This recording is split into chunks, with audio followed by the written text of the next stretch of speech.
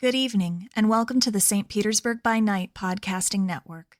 Tonight, we present to you our Werewolf the Apocalypse Chronicle, Hounds. Welcome to another St. Pete by Night revamped production.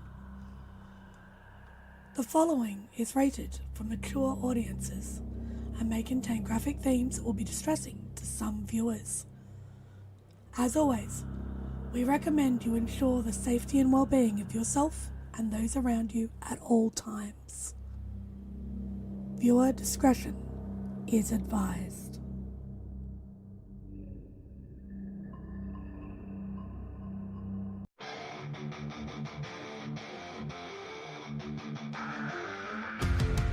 In the heart of night, we rise from shadows,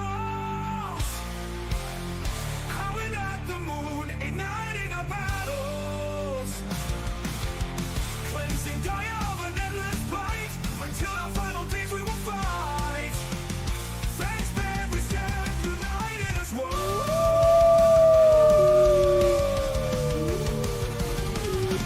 Evil spirits lurking with horror and dread. Little light leads us where the brave dare tread. Glory and honor, wisdom in our hand. Together we rise, take our final stand.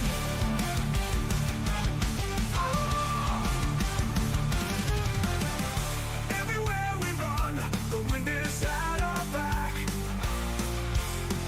All the world's forces we will track.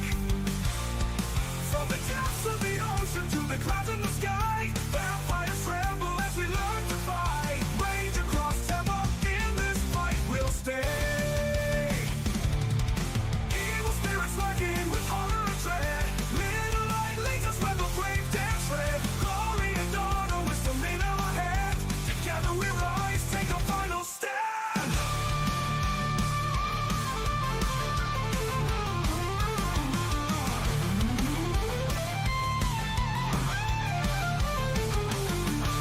Rage across Tampa, in this fight we'll stay. Everywhere with the pack, let the night be our guide. In battles of honor, we shall never hide.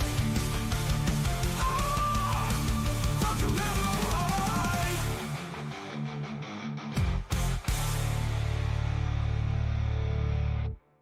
Good evening and welcome to the St. Pete by Night Entertainment Network, where we play St. Petersburg by Night, a massive multiplayer 5th edition World of Darkness Chronicle set in the city of St. Petersburg, Florida. My name is Kent, also known as Misha Kent on all social media, and I am the lead storyteller of St. Pete by Night.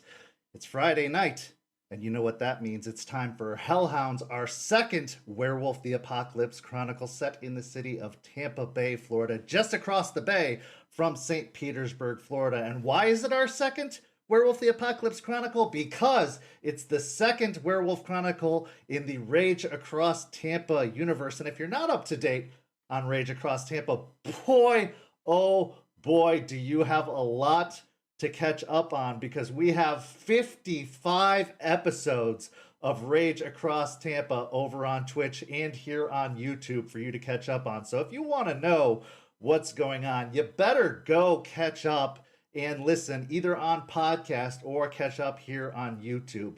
But hey, you can also just watch Hounds here on YouTube to know what's going on, because this story is wild and we have a lot for you to see. If you're enjoying what you're seeing, go follow St. Pete by Night on all of that social media listed in the description down below. And if you're interested to learn more, why not join our amazing community of individuals by following that Discord link you see, where you could be a part of our amazing community. We have all sorts of amazing activities you could be a part of. We'd love to have you join us because it's a great group of people and you could be one of them. Just come on, join us over on Discord. Now, let's get things started. There we go. If you're joining us for the first time, we do things a little bit differently here on Hounds. We do things with interactive, reactive images. That's right, you're going to see artwork of our characters and of our SPCs and a lot of artwork of our stories, because We like to make this a very different type of story, but it's going to be just as engaging as all of our other stories have been here on the St. Pete by Night Entertainment Network, and we guarantee you it's going to be quite a ride. So if you're here for the first time, welcome, and if you've been here before, you know what you're in for. That being said, let's get you caught up to date. Hellhounds. A pack from the city of Hell, Michigan, has come all the way down to Tampa Bay, Florida, as reinforcements of a sort to back up the Sept of the Evening Star that has positioned itself in the city of Tampa, Florida. But this pack from Hell is anything but prepared for the task of acting as reinforcements, because they are ill-trained, ill-suited, and ill-prepared to enter into this world of darkness. They made quite the splash in their first few days of being in Tampa by breaking not one, not two, but three of the litany, by challenging the leadership of the Sept, by disrespecting their elders, and by intruding upon another's territory and disrespecting that territory. And as such, karma came back to haunt them, and that karma took the face of Charles Albrecht, the warder of the Sept. And now they are learning just what they have in store for them, as they have been spending the last week in rigorous training under the leadership of Charles Albrecht. They are learning just what limits they will be pushed to and what dangers are in store for them. But do they have what it takes? Will they be up to the challenge? Only time will tell. Meanwhile, they have their own challenges to face. They have their own dark secrets that are haunting them. As Delphine, who struggles with drug addiction, sought out a fix and found it as a ghost of her past came back to haunt her in the form of the thin blood known as Spud, a drug dealer of the area who she doesn't know is a vampire, who has been a local to Tampa for some time and has been dealing drugs in the area, some of them even laced with vampire blood. A drug that Delphine herself has recently imbibed. But she's not the only one dealing with the devil, because Ray, the leader of the pack, has brought his own darkness to Tampa in the form of Jordan, his best friend, a famine-bane possessed individual who struggles to cling to life, to cling to sanity, to cling to existence. And Ray struggles to cling to the truth that it may already be too late to save his best friend, to do what must be done. All this and more will be dealt with over the course of this chronicle. But of course, I couldn't tell this story alone. It would take some pretty impressive players to make this story happen. So let's get to introducing those players. Players, go ahead and introduce yourselves, if you please. Hello everyone, my name is Jay. I'll be playing fan favorite Deadbeat, Bonar Rune. Hi there, everyone. I'm Nikki, and I'll be playing the delirious drug addict Delphine Ruinspeaker, Silent Strider Theurge. Hello, everyone. My name is Ben. I'm going to be playing Raymond Gorn, the Ghost Count of Philodox. Definitely not breaking the litany, and his friend is totally fine. Hello there, I'm Caity, and I will be playing Aurora Rory Woods, the Bonar Galliard, who is totally not an enabler in any of these situations going on right now. Hello, I'm Lilith. I'll be playing Juniper Camine, a Black Fury Ragabash, who is Literally just a girl. I'm just a girl. Just a girl indeed. It's been 2 weeks since you arrived in the city of Tampa, and this past week has probably been the worst one yet. Since meeting Charles Albrecht, since being introduced to the warder of the Sept of the Evening Star, every single day has started at dawn and ended at dusk. And almost every minute of that day has been filled with grueling and strenuous physical activity. From running to push ups to lifting to sparring to physical labor around the cairn. He has worked you to the bone. Meanwhile, he's had you recite the litany over and over and over again. And for every failed repetition of the litany, he's had you run an entire lap around the cairn. That being said, I need each of you to roll an intelligence and politics roll to see if you remember the litany.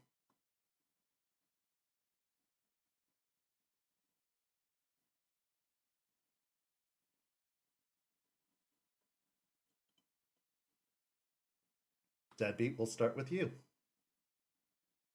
A solid 1 success. So that's a no.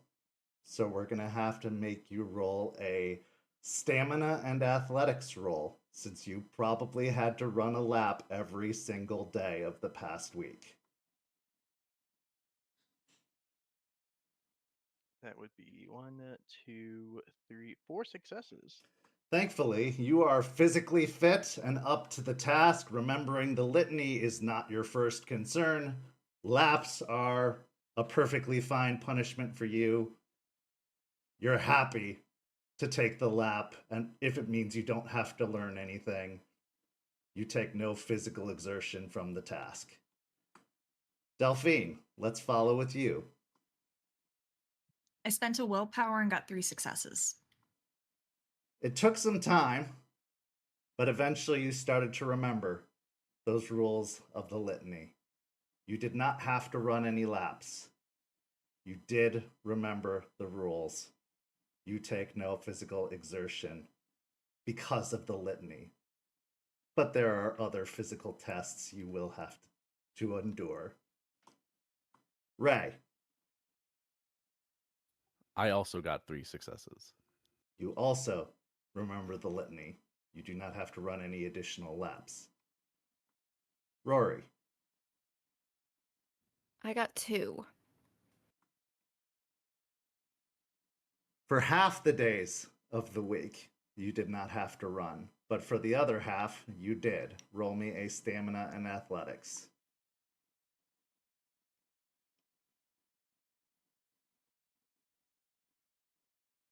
Two successes.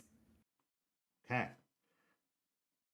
By the end of the week, your muscles ache. You are sore.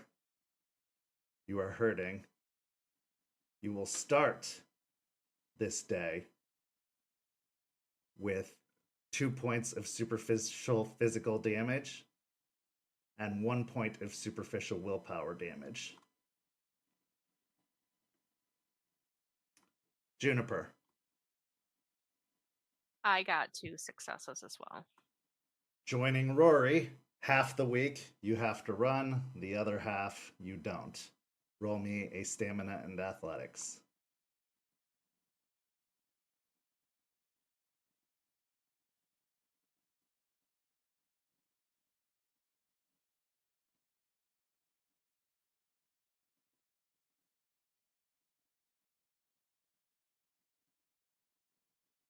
I rolled 4 successes.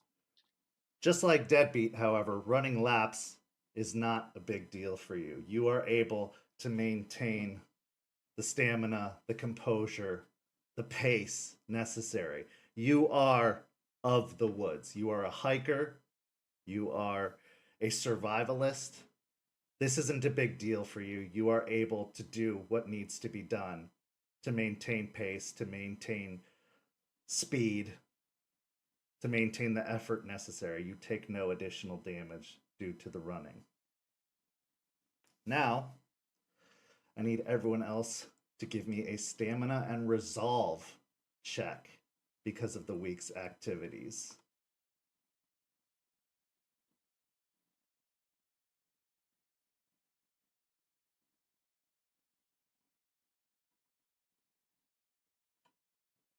I got 3 successes.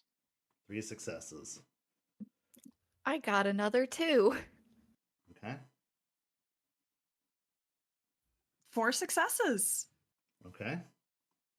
I got 3 successes. Okay. I got 5. Anyone who beat 3 or above does not take any additional willpower damage. They are able to keep the mental composure necessary. Rory, your mind is starting to break under the duress and stress of all of this additional labor. You are not used to being pressed like this. Every day, waking up at dawn, working until dusk, being pushed like this, you're not a soldier. You're not physical.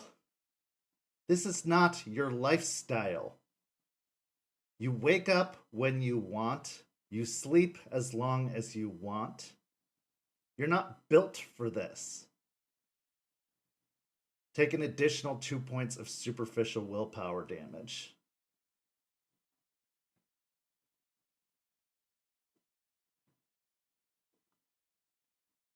Would I have been able to howl at the moon any of these days to reduce it by 1?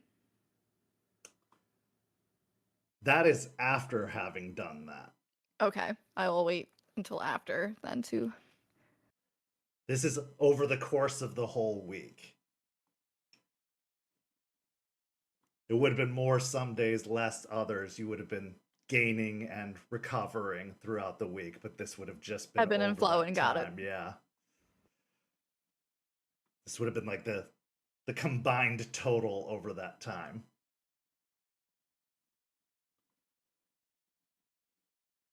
With that physical exertion, I need everyone to make a strength and athletics test from all of the push-ups.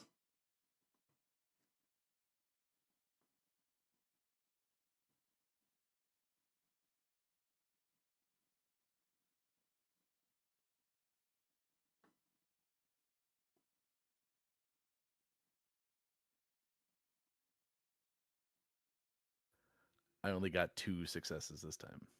Okay. I got 1. Okay. Actually got 3. Okay. 6 successes with a crit. Nice.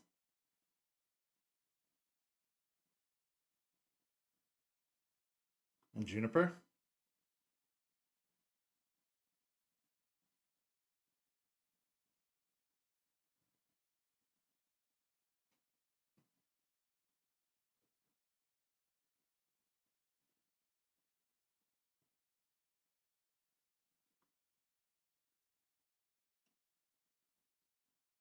Okay, Rory, for your 1 success, you're going to start today with 1 point of aggravated physical damage as one of your muscles has torn from the physical exertion of the push-ups that you have done. Now, you will be able to regenerate that at some point today if you need to, but the effort and the strain of the physical exercise has gotten so bad that it is just grueling at this point, and it is doing too much. It is just too much. Deadbeat. Surprisingly, this is all fine for you. What's not fine, unfortunately, is your mental well-being. I need you to make a composure and resolve check. You are being pushed too far. You do not enjoy being pushed like this. You don't take orders from anyone. Yes, he may have shattered your jaw. Yes, he may be stronger than you. But you're lazy. I got 1 success. Take another rage. Going into today, you were at 3 rage. How many successes did you have, Ray, after the push-ups? It was 2. 2 successes. Okay. Take 2 points of superficial physical damage as well, as the push-ups have also strained you. Your muscles are sore. They are stretched almost to the point of tearing. It's been a while since you've been in boot camp. And he is pushing you harder than boot camp ever has. Because you are Guru, he expects you to do more than any human soldier should be able to. Delphine, surprisingly, you're fine. You're able to keep up. Much to Charles's surprise, who watches with a bemused look.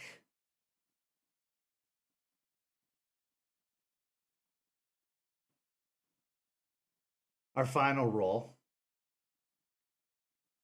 Dexterity and athletics. Okay, and Juniper, what did you get on that strength and athletics roll? I got 4 successes. Okay, you are also fine on the push-ups. You were able to keep up with the physical exertion with no extra duress. Now, for the dexterity and athletics, he basically makes you run an obstacle course, jumping and sliding over fallen trees, ducking around various obstacles through bushes, all in your Hamid form, not allowing you to take the lupus form at all. Deadbeat, what did you get? I did have a question. I was wondering if I could perhaps maybe get a bonus for using hairs, maybe get my glory to this roll here. Sure. It's only 1 dice, so I got 3 successes, including that extra dice. Okay. Yeah, you hit just the difficulty, so you were able to maintain nothing impressive, nothing that catches anybody's eye, but you are able to make it through the obstacle course just fine every day. Delphine. I got 4 with a crit. And yeah, I took a picture and everything. You actually outpace Deadbeat on the obstacle course, beating his time almost every day. Ray. Just keep rolling those 3s, 3 successes. You are able to make the time without any extra physical duress on the obstacle course. Rory. I got a 4. You also do extremely well on the obstacle course, outpacing both Ray and Deadbeat. And Juniper. I got 3 successes.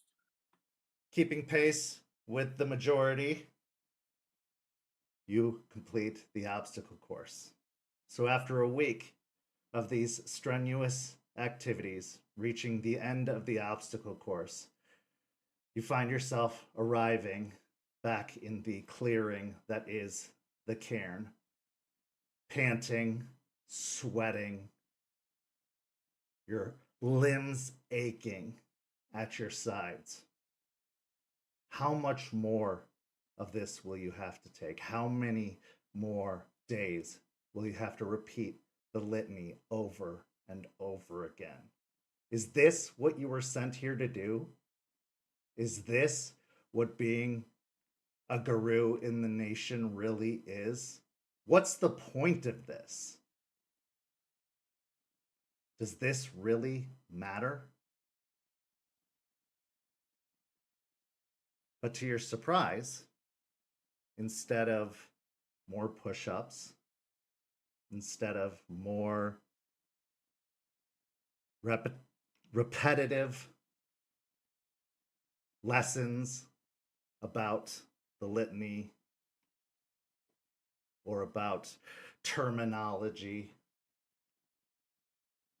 there are 5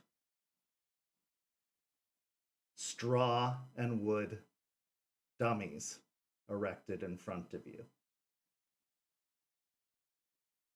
Charles stands amidst these mannequined dummies.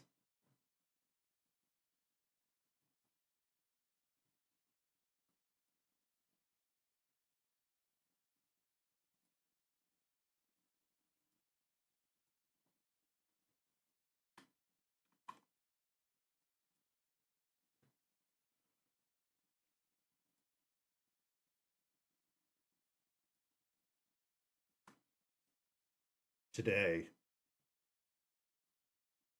we're going to learn about vampires and how to combat them.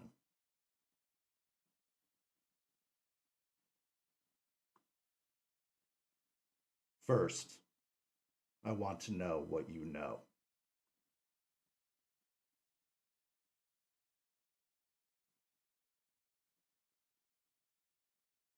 I know.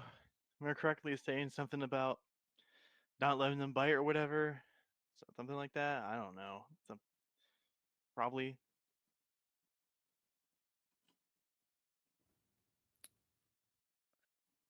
Rory will be holding her right arm, because I would imagine that's where she got the injury.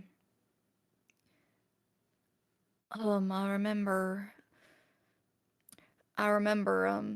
hearing that if one gets like a stake or something to the heart, it paralyzes them. Some of them turn to dust if you do that. Very good. Most leeches, if staked directly to the heart, will be paralyzed. But it takes a very precise and powerful strike.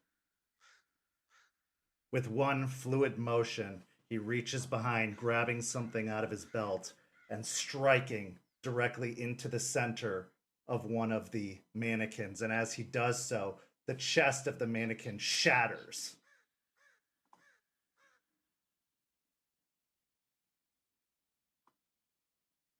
If you're off, even by a centimeter, it's no good. It means nothing. It won't even slow them down. It has to be precise. It has to be powerful. But very good. Yes, it will paralyze them. What else? From what I've read, though, what Jester has said, we can't confirm anything, but from folklore, garlic, running water, silver glass, Useless. the sun. The sun. Yes. The sun will destroy leeches. That is the only reliable source. Sun and fire. What about our teeth? Our teeth, like any good blade, will work.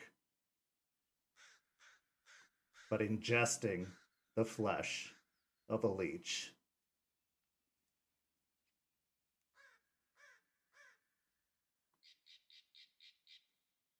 I wouldn't recommend it. From the smell of that blood you had on you, I wouldn't either. No, but it is a powerful weapon. It is probably your strongest natural weapon. What happens? What happens if you eat them? Other than tasting awful, consider what they are. Beings of the worm. You are ingesting the worm. You are ingesting corruption. You are ingesting something unnatural. You are poisoning yourself. You are opening yourself to corruption. You are poisoning your spirit.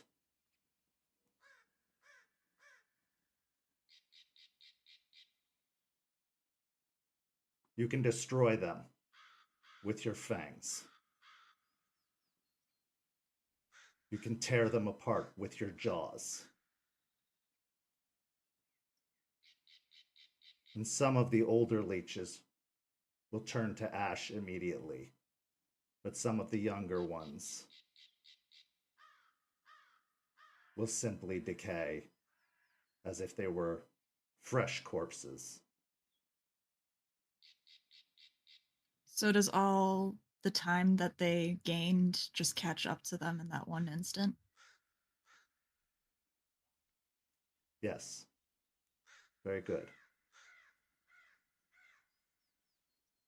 From your experience, are the leeches as durable or less durable than us? Or more? You will find that there are a variety of leeches, just like there are a variety of Guru. They all have different strengths and different weaknesses. Some are very durable. Some are very strong. Some are very fast. Some can disappear from plain sight, just like I'm standing in front of you. They can fade from view. Many of them can mimic the powers that we have. Some can control your mind just by making eye contact. These are all things to be mindful of when coming into conflict with them. Is there a way to identify whether the leech that we would be going up against would have these certain powers, or is it all random? This is their greatest strength. No, there is no way to tell. In fact, some of the more powerful leeches, you won't know they're a leech at all until it's too late.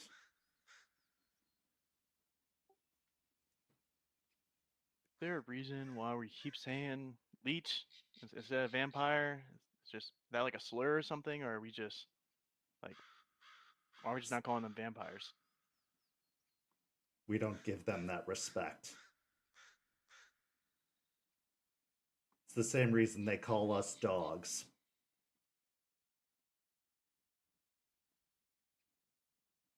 Fair enough. And like Mr. Albrecht? leeches, yes. You said that you say that the running water, the silver, all of that stuff is useless, but those powers you just described about leeches are very common in literature. How could their weaknesses not also potentially be factual? Because they wrote the books. They want you to believe their weaknesses, but they want you to fear their strengths.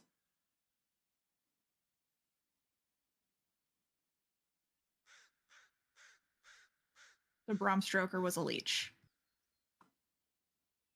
No, the one who controlled him was.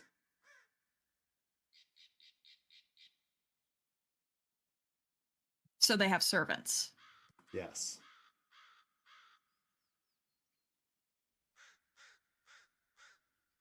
Do we know if it's their mental abilities that create these servants? Their mental abilities, their blood.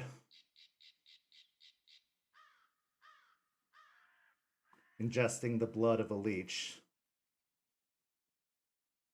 can bind you to them.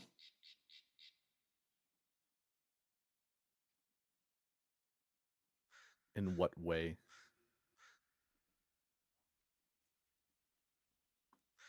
There is a supernaturally addictive quality to it.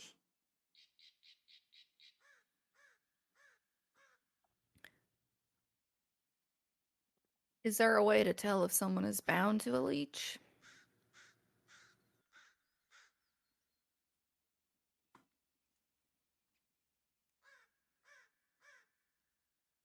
Not necessarily, not directly, but one of the obvious signs is an undying loyalty.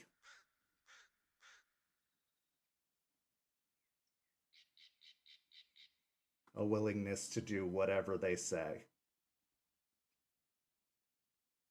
And a yearning for them. If you watch one's health start to decay at a rapid rate, having been separated from their domitor for a great deal of time, much like, and his eyes flit over Delphine, a drug addict separated from their fix. There are physical signs.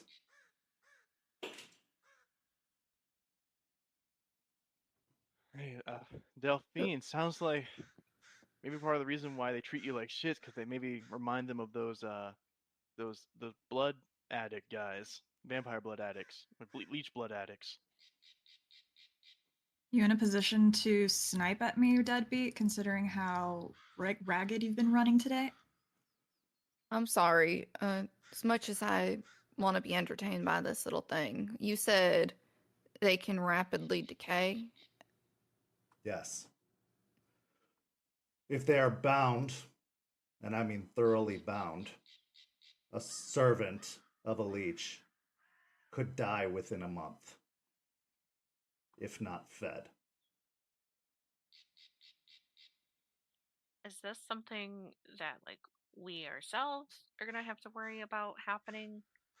Because, as you said, like, our fangs and our mouths are really good at dealing damage to them. So, like, if we accidentally ingest some blood, do we have to worry about? Thankfully, no. With study, we've come to learn that you must drink at least 3 times from a leech before being bound. So destroying a leech once and having some of their blood will have no effect on you.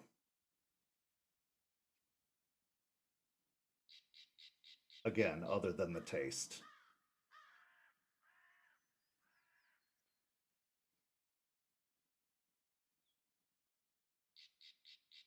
There's probably not that many, right? I mean, considering that we've never, heard of them or see them up, up north. Probably not that many, right? That day I visited you, we killed 9. 9. That was a small hive. So there's more. Our last accurate count of this city saw at least 60.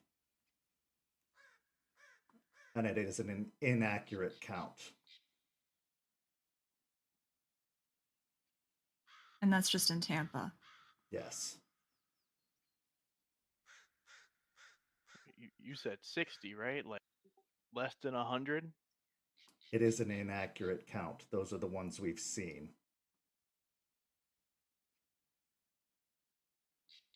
Remember, there are those we don't see.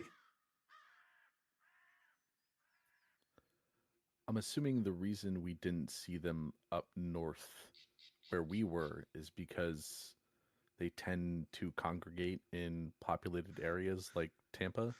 A good assessment. They prefer to stick to major cities, places where people are.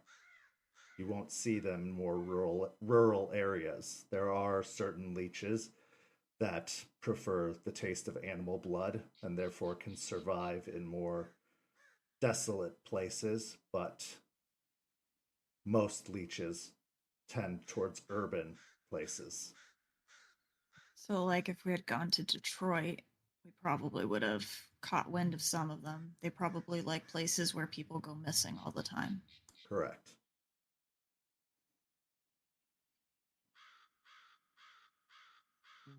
Not gonna lie, it sounds.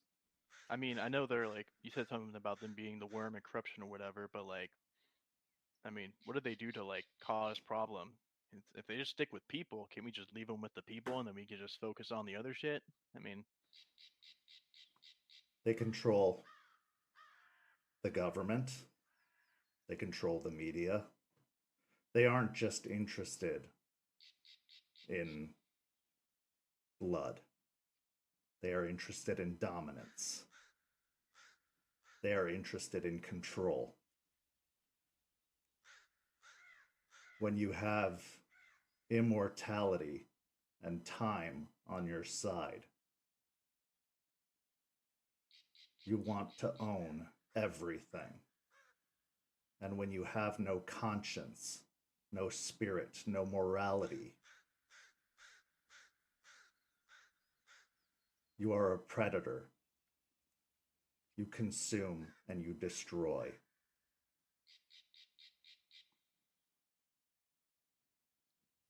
Plus the first rule of the litany, deadbeat. well, yeah, but I'm just. I don't know. I mean, it sounds like if they were like, if you're saying they're controlling the government or anything, it makes sense. But you know, if they're such a big threat, like they're immortal, they live forever, they can keep making more. Like you said, you found 9 already. Like, why haven't they won yet? If they weren't, you know, an actual threat or could actually do anything, you know? Because we're here.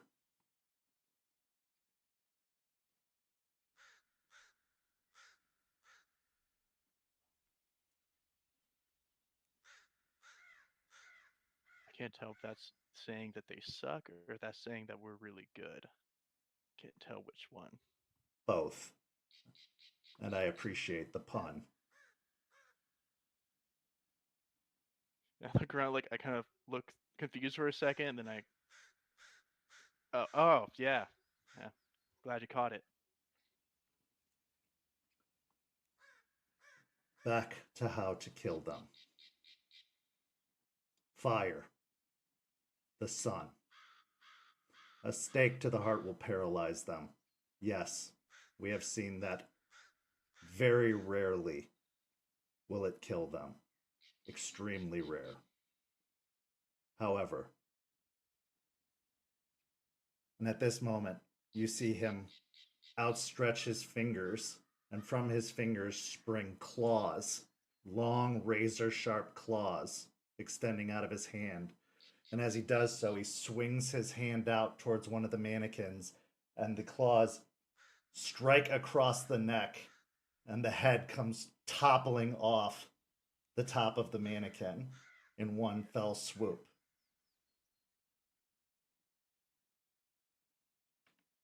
Removing the head is always effective.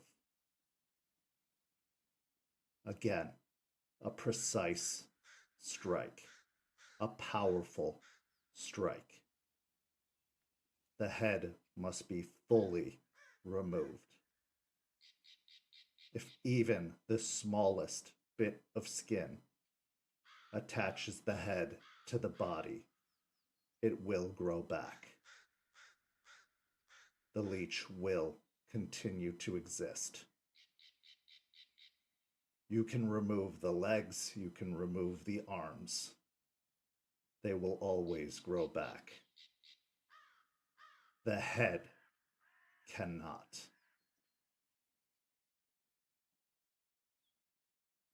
Remove it with your jaws. Remove it with your claws. Remove it with a blade. I have found a shotgun to be particularly effective at close range.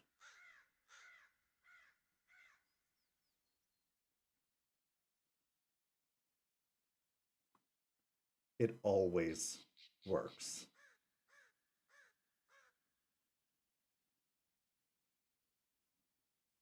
Now,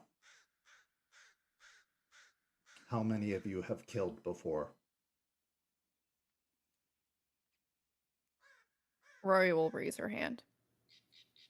I will also raise my hand. I will slowly raise my hand. I will raise my hand and say, I did. I mean, also, I could totally do that to dummy too. I got that power too. Delphine's hands remains at her side.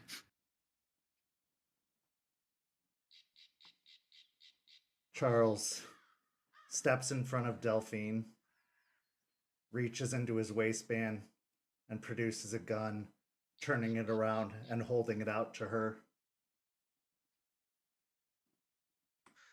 Take it. She stares at it for a moment, wide-eyed a little bit, because she's never held a gun or used one in her life. And when she hesitantly reaches up to take it, she holds it as if she's never held one before.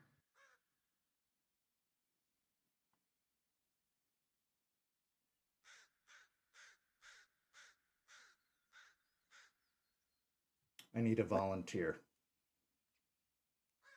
Oh, hell no. I just immediately back away. What are we volunteering for? Trust. I will raise my hand. I will volunteer. Rory was about to raise her hand before she sees raise, and she starts to put hers down. Very good. Step right here. And he points to right in front of Delphine. I will step directly in front of Delphine. Take the Glabro form. Okay. Oh, okay.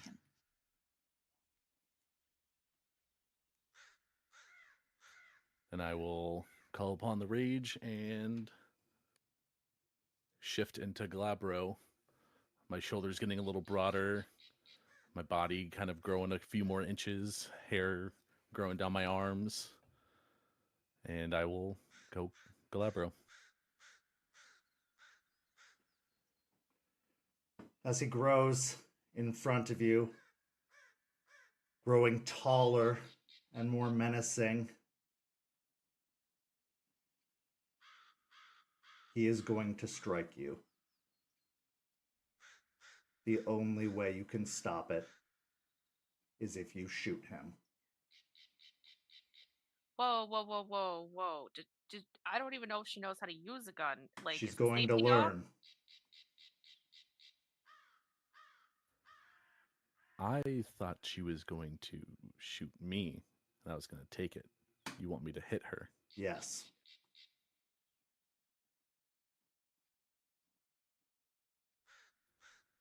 I will look at Delphine.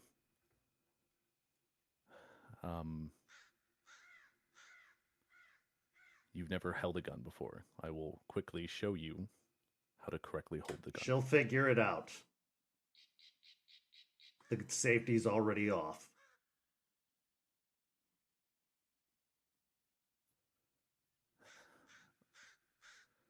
I will count to 3. And I will put my left foot back and kind of raise my left fist. Okay. 3, 2, 1, and I'm going to punch. Okay.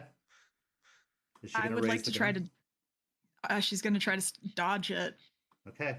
Dexterity and athletics versus strength and brawl. I would also like to yell out as this is about to happen. I just yell, "Do it, pussy!"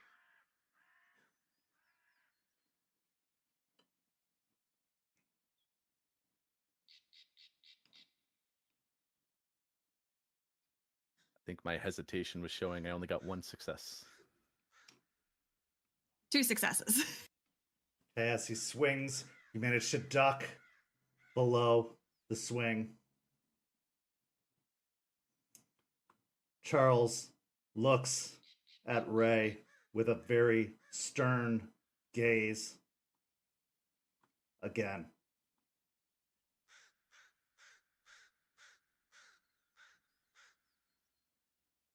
I'll glance at Charles a little bit annoyed that we have to put Delphine through this, but I will step forward a little bit. Delphine, just pull the trigger. This is just training. I will be How fine. is this a trust exercise? Because I know that you're not I'm not going to kill asking me. you, Ray. I'm asking him. And she's looking at Charles. We're supposed to look out for each other, aren't we? Correct. So why is us attacking each other, injuring each other like this necessary for trust?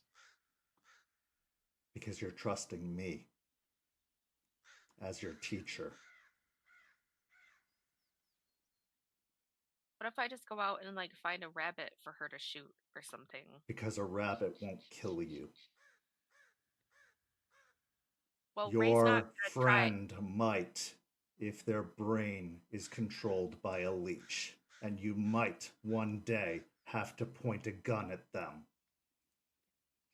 As this is going on, can I change to Hispo and attack Delphine while she's distracted? Absolutely. Roll the rage die. I got an 8 on my rage. Dropping down to all fours. Taking the form of a large dire wolf, the fur spreading over your body, your clothes tearing off of your form and dropping to the ground. You turn and spring towards Delphine. Roll a strength and brawl. Okay. I'm guessing this is a surprise attack. Roll me a dexterity and stealth versus wits and awareness first. So dexterity and stealth from you, Rory, first, to see if this becomes a surprise attack. Unless you are making it obvious, then I'll give her a chance to... No, you're trying to sneak attack? No, I'm trying to sneak attack to kind of prove Charles's point. Okay, And you dexterity and said, stealth. okay. Can I, would I be able to give help to Delphine just for the fact of seeing this happen and start laughing out loud and like kind of pointing towards Rory? Not Sure. trying to intentionally help her, but just like seeing how hilarious this is and just kind of ruining her sneak up. Yeah, I'll give you an extra die on your wits and awareness there, Delphine, based off of Deadbeat's laughter, calling your attention. With the assistance die, it's 5 successes. I also got 5 successes. Okay, tie goes to the defender, so you are able to act. You see a large direwolf leaping towards you. Since since I'm not expecting it, I feel like I would just instinctively squeeze the trigger as I was turning. Not Okay. intending to fire, but you know, guns, they're dangerous. Give me a dexterity and firearms. Okay. 2 successes. Your strength and brawl, Rory.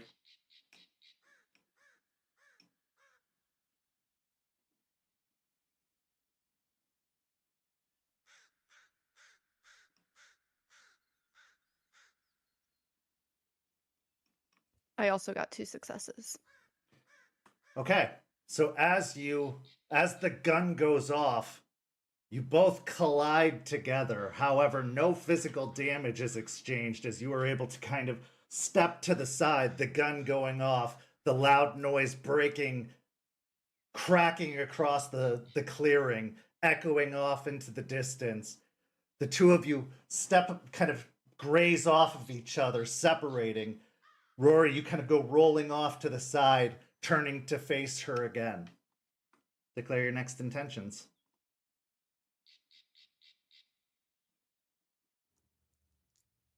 Rory's going to growl and go for another attack.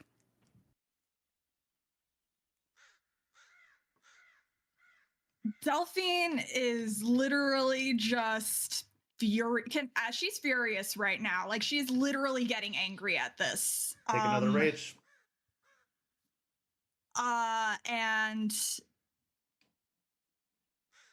she's gonna very poorly aim for the ground in front of Rory. She doesn't actually want to shoot her. She's hoping that she just deters her. Give me a manipulation and intimidation then. Okay. Rory, if you want to go for another attack, give me a strength and brawl. While this is going on, I'd like to walk over to Ray and whisper in his ear. Sure. What would you like to say? This is not going to stop until Delphine legitimately fears for her life and pulls the trigger in a way that it's meant to be pulled. If Rory doesn't get her to do it, I can. I think with both me and Rory, we'll get her to shoot. I think me and her are enough. And then with that, I'm going to charge Delphine. Okay. Because I'm still in this. I got a 2. 1. Okay. You are not able to... You fire off the gun, but it's not enough to deter her as she breaks through and claws at you. The claw raking across, doing only 1 point of superficial damage to you as it rakes across, scraping at your clothes, tearing open part of your hoodie and raking your flesh, cutting open just across, I would say, your leg. Some blood starting to well across the wound. As you react to the raking wound starting to open is when you see Ray charging at you from the other side. What do you want to do, Delphine? I'd like to go into Glabro. Roll me the rage check. I lost 1 rage, so I'm back down to 1. Okay.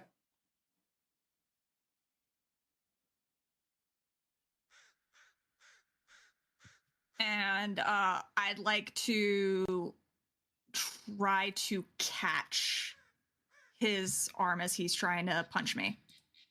Okay.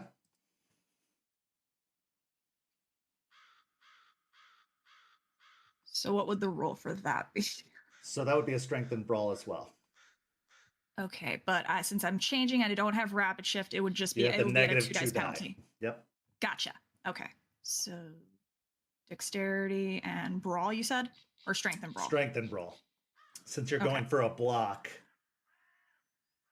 you're not trying to dodge it.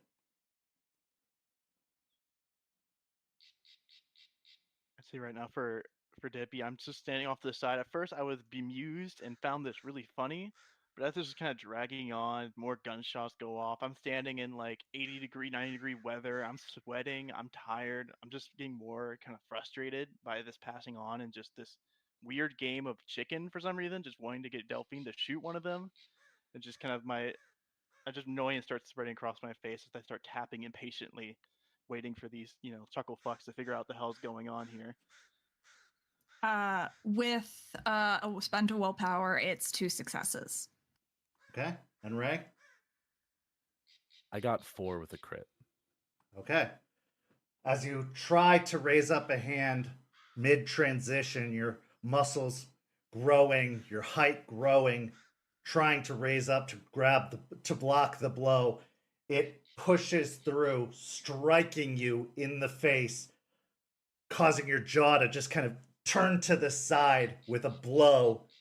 Take another point of superficial physical damage as now in your larger form, your supernatural powers allow you to absorb more of the damage, but it still hurts. You can feel your face starting to swell from that physical blunt force trauma as it strikes you. After I hit Delphine, I will stand squarely in front of her. All you need to do is fire the gun. I will not move. Shoot me.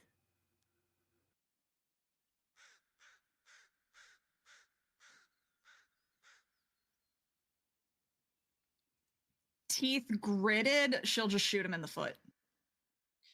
Okay. Roll me a composure and firearms. So firearms is under physical. So does that? Do I get? This So if is you're just. This feels aiming- weird. Off. If you're aiming, it's composure because you are focusing on aiming. But if you are kind of running, gunning, it's dexterity and firearms. No, I mean because of the physical test. It just feels iffy that Glabro with the Glabro and firearms, 2 dice bonus. So like that does. If you don't want to aim, you can do the physical and take the 2 die bonus if you don't want to focus on a spot. But at that point, you're just swinging the gun up and firing. So you could take the 2 dice bonus if you want to do that. But you're not aiming for the foot. You're just shooting wherever. Okay, so yeah, composure and fire. Okay. 1 success. 1 success. Okay. So it's not a precise shot at all. It does graze the foot. Actually, I would say because it's a difficulty 1, it doesn't even hit the foot. It just hits the ground next to the foot because you aren't you're standing still, but you can't have a difficulty 0. It's a difficulty 1. You still don't hit. How did you fucking miss? He was standing still. How? Oh my god, please, can we just shoot someone so we get this over with? Holy shit. All right, and she'll just turn and shoot Deadbeat. Okay. Roll me a dexterity in firearms since you are not aiming at this point. You are just swinging around and shooting. I assume 2 I'm going to successes. roll some sort of dodge. Yeah, you can roll dexterity and athletics. Would it be considered a surprise since she just kind of like whips around? And Yeah, I'm going to say a negative 2 dice to your pool there, Deadbeat, as it is unexpected for her to all of a sudden turn and fire on you. I won't give you the complete surprise attack. You can move, but it is slightly delayed. That's I had 2 dice and I got a 1 and a 1 and both rage, so I got a brutal. Okay. I don't know what that means. So you are for not this doing document. damage to anything, so that is a brutal outcome not in your favor. So the Ow. gun goes off. Deadbeat. The bullet explodes against your chest. Take 2 points of aggravated damage, physical damage, as the bullet explodes into your chest, breaking across. I will say it hits actually in your abdomen, striking into your abdomen. Pain ruptures through your body. Your rage goes up again because you are taking aggravated damage for the first time. Pain ruptures up through your body as you hit the ground, and blood immediately starts pooling on the ground. At this point, Charles says, "Good. Enough." Delphine eyes are tearing up a little bit just from the experience of having to do all this. And she throws the gun off to the side and just stomps away. She's just going away. I immediately go for the gun and make sure the safety is put back on, and the chamber is empty. Do all the safety checks before looking at Delphine stomping away, and then looking back at Charles, kind of like handing the gun back over, not taking one single look at Deadbeat. Rory Sure. will kind of huff at Ray And then she'll shift back, kind of not caring that she's butt-ass naked in the moment, and go tend to Deadbeat's shot. Since I got the brutal failure, don't I get one of the compulsions or something happens because of that? You took the aggravated damage from it.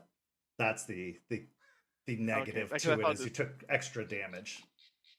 Okay. Poor rage. And I'm just still laying, like, imagine I got shot, I kind of like fell back, and I'm like kind of laying on my side, almost like face down, holding the bullet wound. As I'm just laying there, just trying very hard. There's the thought, there's the raging wolf in my chest, in my brain, that's just like, just go cry oath and just tear this bitch up. Just make her pay for doing that. But he's just trying really hard, like, I shouldn't do that right now. I should at least wait. And I'm just composing myself on the ground and writhing in pain. If you want, you can spend a willpower to just force yourself to stay calm in this moment so that you don't have to make any rolls or checks. If Charles wasn't here, I wouldn't do it, but there's Charles, so I'll spend a willpower for Okay. now.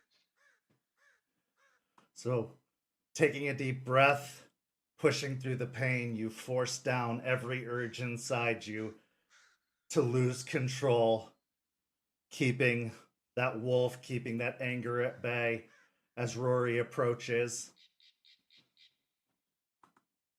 I'd like to start administering first aid,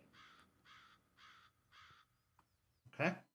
just to at least stop the bleeding. Deadbeat, do you allow her to tend to your wounds? I would kind of like lay back, like kind of seeing you, look you up and down. Just this once. Okay. Roll me wits and medicine. What's in medicine? Do I get my first aid? Yeah. Also clarify, if Rory wasn't naked, I'd probably say no. But now that Rory is, it's a little bit more accepting of this happening. Fair enough. Of course it is. I got 4 successes. Deadbeat actually for the first time would see the 4th tattoo that the pack hasn't seen yet. One kind of on her hip of an initial of the letter M. And she'll tear his shirt off and start actually like packing in the bullet hole. Okay. So because of the 4 successes, we will turn one of those aggravated into superficial.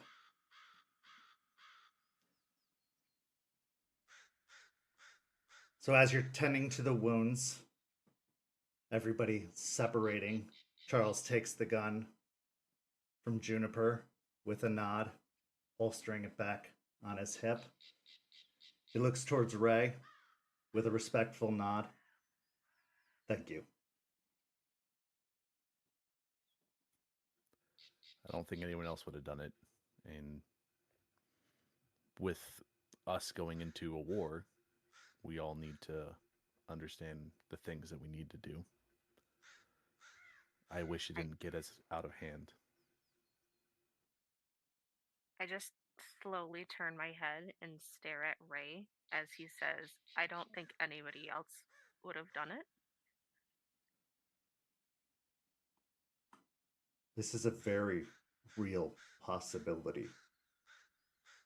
I know from experience.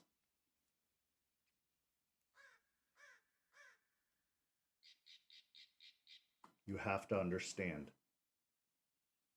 The strength of leeches isn't always in their physical prowess. An advantage they have over us is their control of the mind. And they will use it every chance they get. Is there a way for us to fight back against it? Or are we just going to be subject to fighting each other like this? In time, yes. With training, yes. But it is always a risk. Some of the more powerful leeches can break through even our strongest defenses. Your typical leeches, your street leeches, won't have those kind of abilities. But every leech you encounter could be a powerful leech, and you need to be prepared for that possibility. I understand. He looks over towards the direction that Delphine stalked off, and she'll understand in time. I know that was a difficult exercise for her, but this war isn't easy. What war is ever easy? Exactly. Oh my god, that was fucking corny. Also, you're welcome for doing the thing that none of y'all could As do, which is he's getting her to shoot talking- you. Yeah, as he's talking, Rory's just gonna push a little harder on the bullet hole to try and get him to shut up. Speaking of Deadbeat over there on the ground, are those is that bullet gonna end up coming out of him, or should we start fishing it out? It'll come out when he starts to heal. It will push its way out. Damn it. All right. I mean, yay. Good for him. Well, I give him something else to brag about to the ladies. Take some time to rest. Appreciate your surroundings. That's enough for today. And Charles turns and heads off further into the cairn, leaving the rest of you to consider the training that's taken place, the words that he's said, and to talk amongst yourselves. With this, we transition to a side conversation between Ray and Juniper as they step off away from the rest of the group. Ray, you ask Juniper to go for a walk through the cairn and out amongst the bawn, as you haven't really had an opportunity to really appreciate the cairn in a non-strenuous capacity, and you've wanted to check in with your packmate since your arrival. You really haven't had the opportunity to do so, whether it's been because of Deadbeat's constant annoyances, or the other needs of the pack, or the constant litany breaks, or the other stresses that have been weighing upon you. You know that this has been a difficult transition for her, and she hasn't really been around a lot. She seems to have spent a great deal of time with stakes out of the house. So as you're walking out into the woods along the edge of the clearing, the two of you have a moment to yourselves to talk. The scene is yours.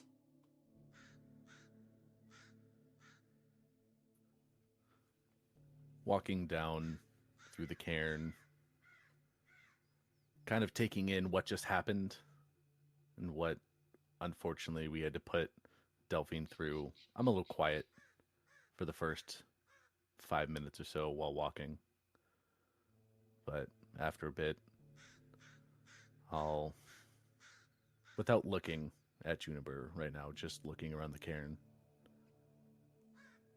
So how are you doing with coming down here? We haven't really talked before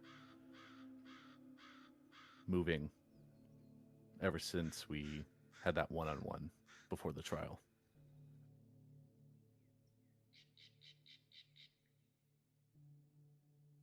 I'll take a second to kind of eye him and notice that he is looking around and not directly at me. Just kind of assume that he's feeling a little awkward about even asking.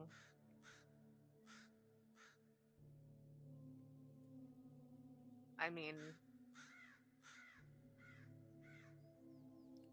I'm doing okay, I guess.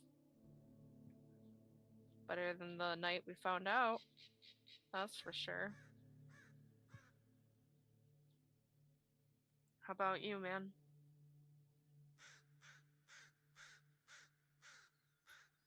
I'm taking it in stride. I mean, our first introduction to everything down here was worse than the trial, so it's been rough.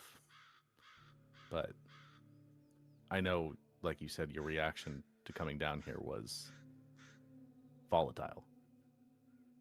You were definitely not wanting to come down here. So it's kind of good to see you not as angry as before. I mean, I wouldn't use the word volatile. I haven't been volatile yet. Touche.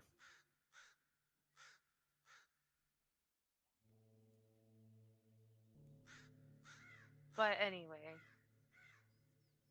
it hasn't, definitely hasn't been the easiest transition. But at least we're keeping busy and not allowed to wallow in any feelings we might be having. I just kind of like roll my eyes a little bit and look over in a different direction towards another part of the wildlife around us.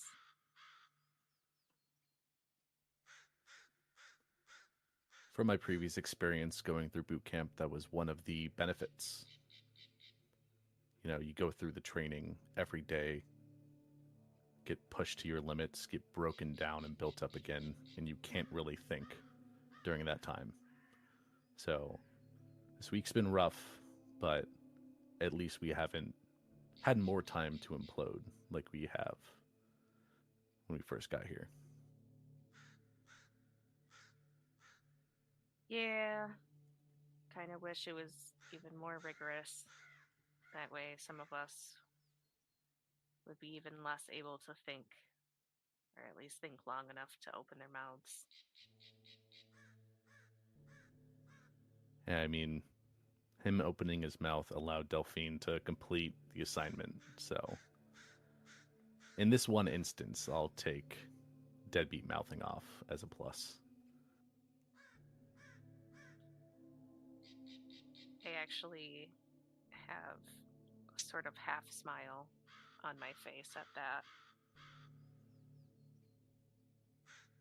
Yeah.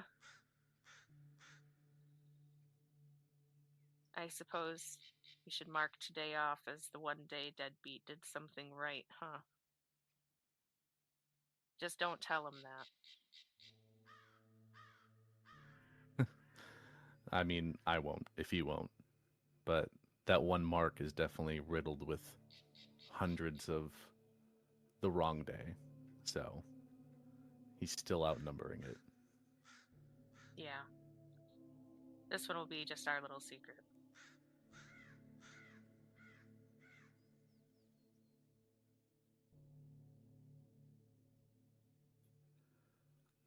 How are you?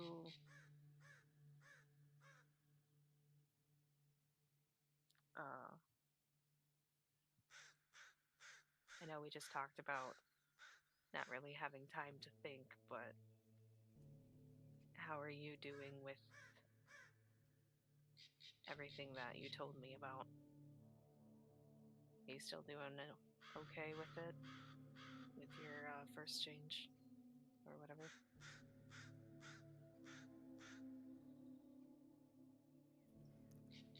I'll look down at Juniper a bit, about 3-4 seconds, and kind of look back to the trail and shrug. I mean, I can't really think about it. I don't really remember it. I just know the aftermath. If I do think about it too much, it would be too overwhelming, so I choose not to. I want to forget it, but I don't know if I can.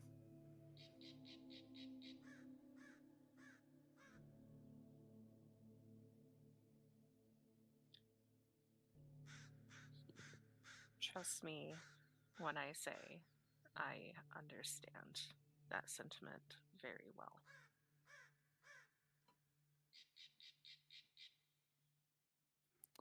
I don't think when we talked last, we really discussed your first change. Was it also pretty rough?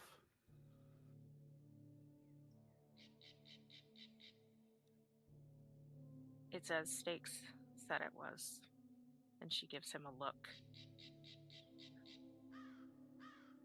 a nod at their first conversation about it.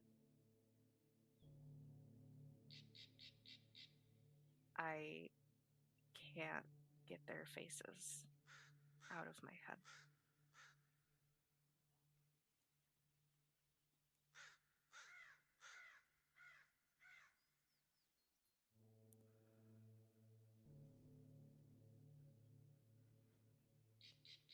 I don't think I can really connect my first change with yours, but I can connect me losing my squad, and I can understand the faces of those that you cherished and the ones that you've loved. Seeing their last moments is undescribable. But if you can carry that grief and that pain and turn it into drive, which you have in some sense with your goal towards getting revenge, you can use it. But that pain will always be there.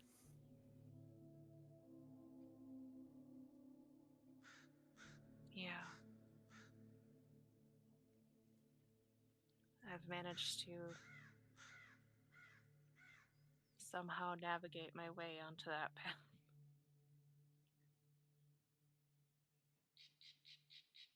You know,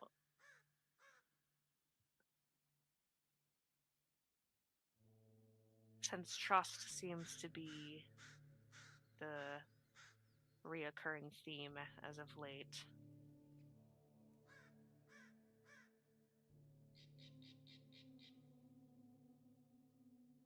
I'll trust you enough to say that after it happened and I came to,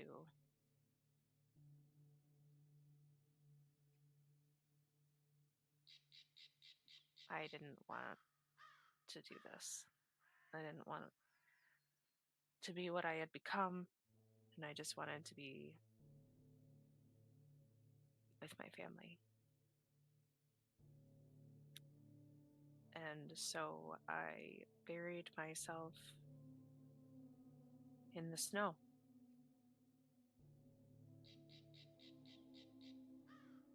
And I almost didn't make it out. And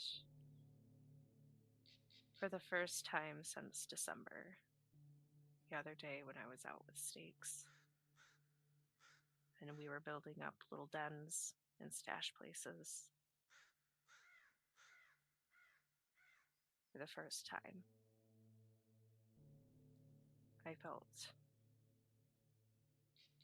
I was glad that she pulled me out of the snow.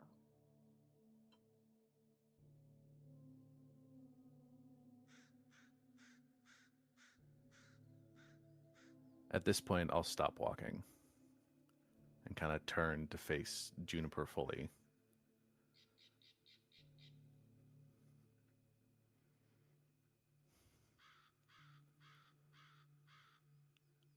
The deepest moment of your emotions, I don't think I can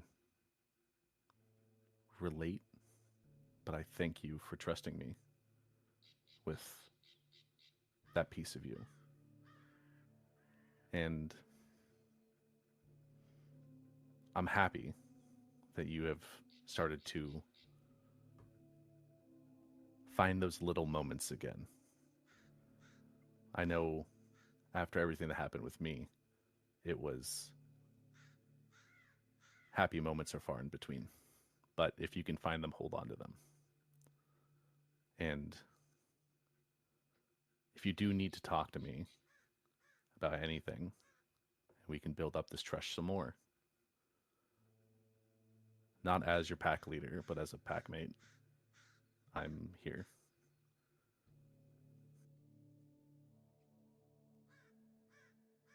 I appreciate that, Ray. And right back at you. You know, I've never gone to war, but I've seen the effects that it has on people who have. And I know how hard of a burden that is to carry. So, if you find yourself ever in need to vent or anything, you can trust me too.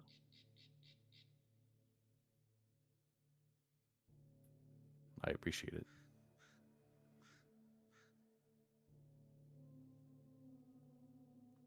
Newfound respect and understanding. These are the foundations that a pack can be built on.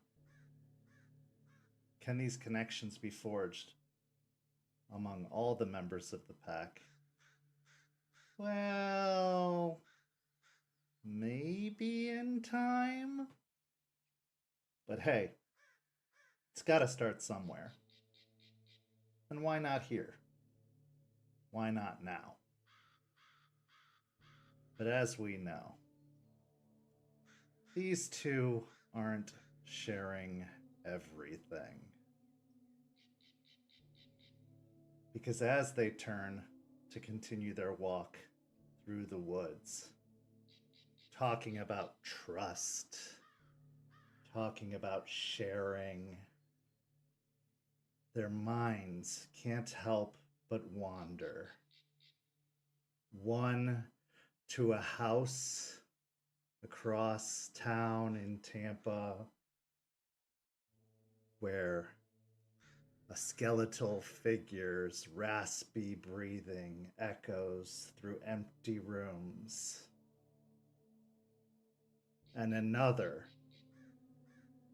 towards burning rubble up in Michigan. And the devoured corpses that once lay there. We'll be back in just a few minutes after a short break. See you shortly. St. Petersburg by Night is brought to you through collaborations with our partnered vendors, Chromatic Creations US, Panchi Artista, Ember Fox Dice, Devlin the Bard, Champs Tramps, and Howlin' Hop Tea.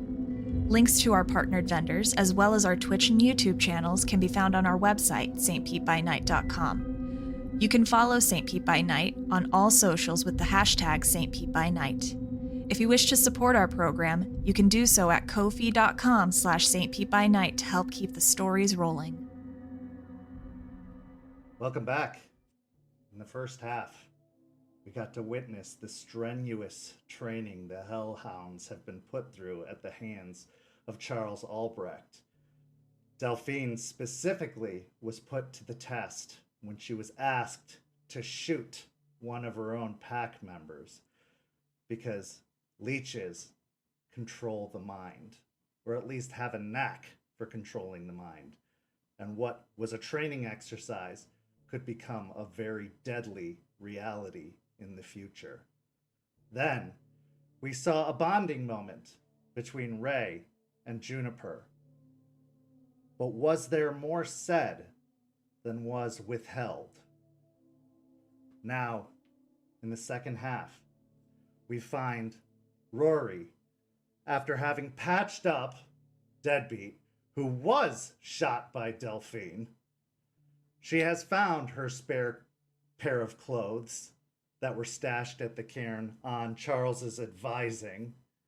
and has changed, cleaning the blood off herself and going for a walk along the cairn, where she comes upon Jester, who has been helping Eliza tend to some responsibilities within the cairn.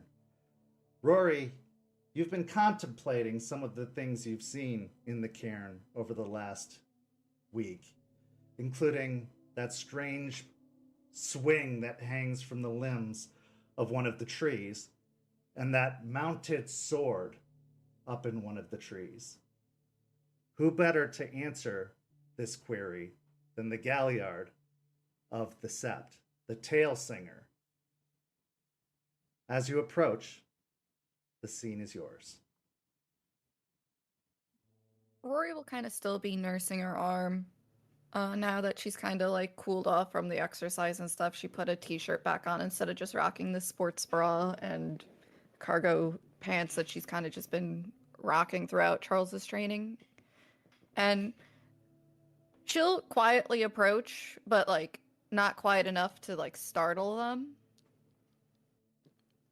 And just kind of, when she gets close enough to Jester, she'll turn to the both of them and just go, evening, tale singer, and I'm sorry, I don't believe we've met yet. Eliza turns, dressed in a long, flowing sundress that pools almost at her feet. Well, hello.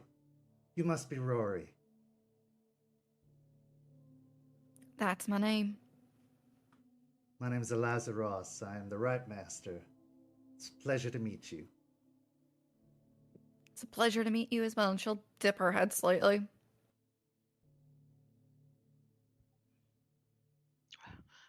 Jester will turn, gardening trowel in hand. She is dressed in a black sports bra and very tight shorts, gym shorts, and motorcycle boots. Is everything okay over there? We heard gunshots, and that was, well, I'd say unusual, but since Charles is training y'all, I can only assume it's par for the course. He was teaching us a valuable lesson about the leeches, and well, one of ours is just learning how to use a gun. Does anybody need tending to? I already took care of him, and she'll roll her eyes begrudgingly about that, but I appreciate it. Well, all right then. I'll let the two of you talk. I got some other things to be taken care of anyway. You holla if you need anything, Jester. Yeah. That Eliza gives a warm smile to Rory and gathers up some of her tools in a satchel and starts making her way off across towards another part of the clearing.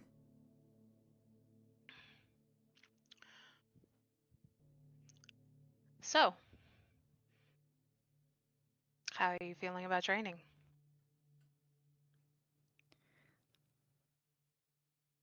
Well, I have more respect for my pack leader now, though I'm sure this is in a sense tougher than what he may have had to go through.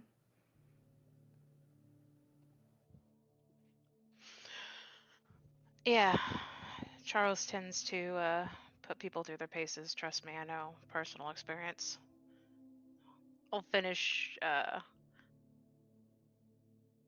planting this one plant and then set the trowel down. But I doubt you've come here just to chit-chat about training, so what's up? Truthfully, I wanted to Galliard to Galliard, and she'll look at the sword in the swing, see if I could get some of the stories. You don't really see swords mounted in anything except in like movies and storybooks nowadays, or theme parks.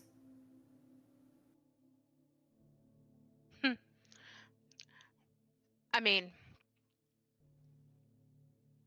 your Sept didn't have any claves?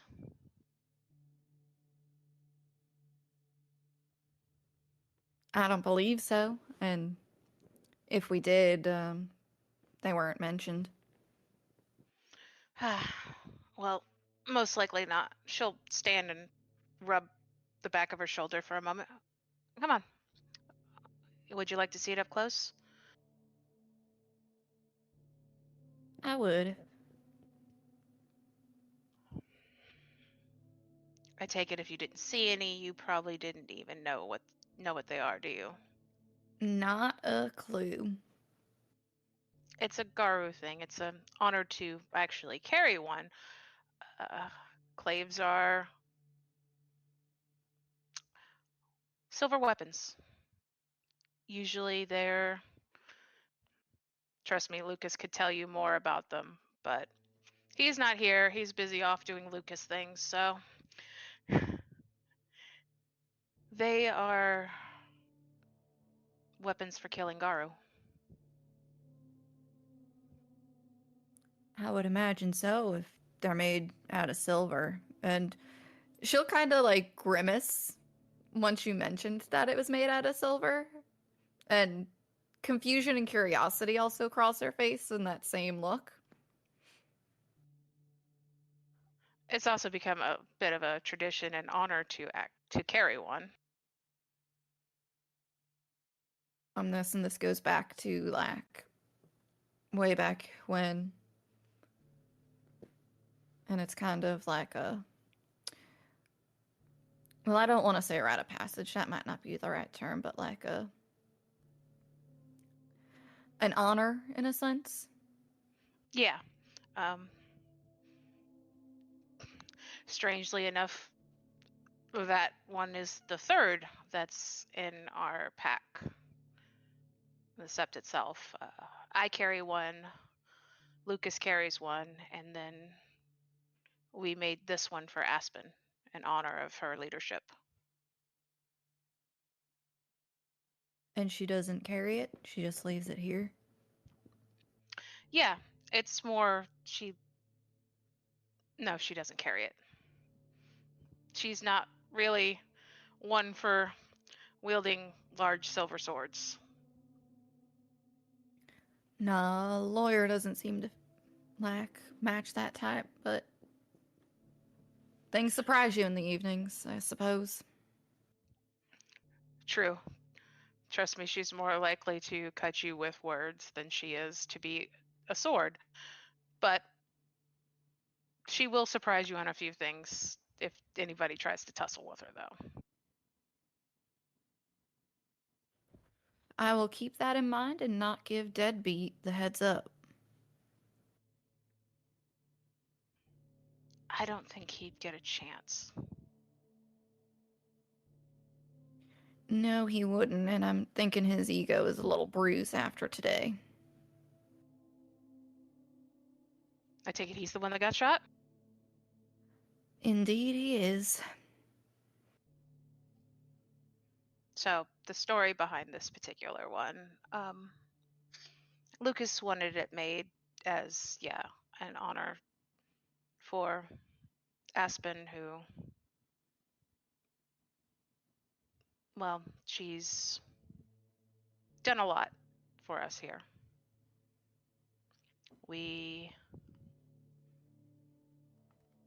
I suppose our pack,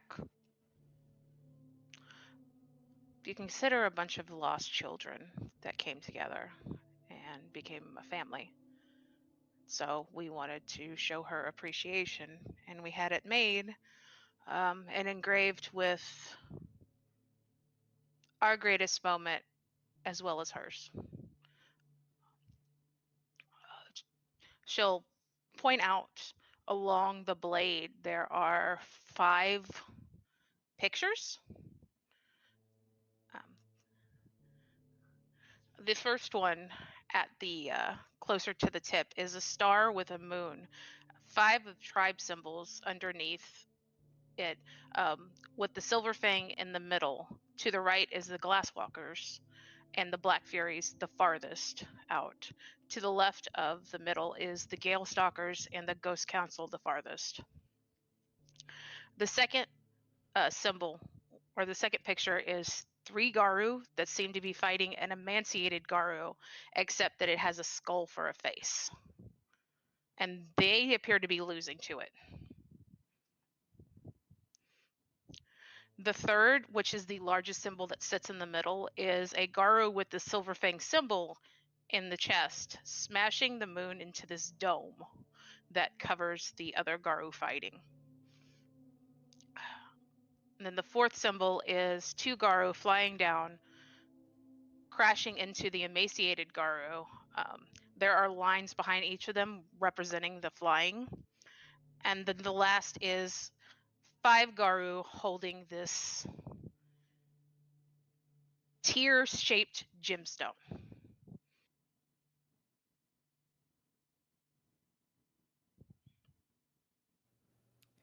I'm guessing these are all your pack? Our original pack that was here when we did this. 2 of them are not here now, and one is visiting other Septs, trying to bring goodwill to our Sept. Do you know what a Tear of Gaia is? Not a clue. Wow. Okay. So they are most people consider them mythic. They believe they're actual Tears of Gaia, but they're these stones that can help people overcome Hirano or Hoglosk.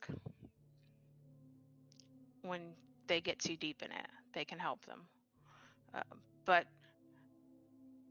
practically nobody has ever seen one, so it's considered mythic. We went into the Umbra and found one for Eliza to help her so we could get a cairn going.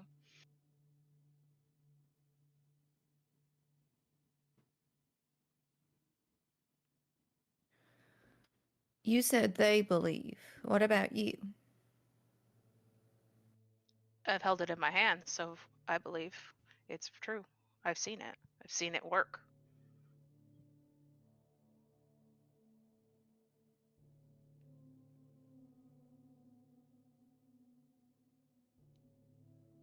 Rory will continue to look the blade over a little bit more and kind of like absorb everything that Jester has been telling her. You said that 2 are no longer with your pack? Yeah. I'm sorry for that loss. Thanks. One left almost a year ago. Don't know where he is now. Probably back with his old Sept still. I don't know. But Aiden died fighting Bloody Mary.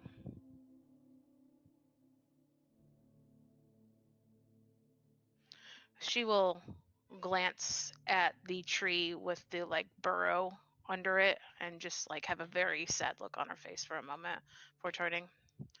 He actually built the swing. Eliza once told him that the only time she'd felt more at peace than here in the cairn was sitting at her home on a porch swing. Of course, he was lupus and had never seen a porch swing in his life, so he did the best that he thought a porch swing would be, which is the tree swing. And I'm guessing that burrow was his? Sort of.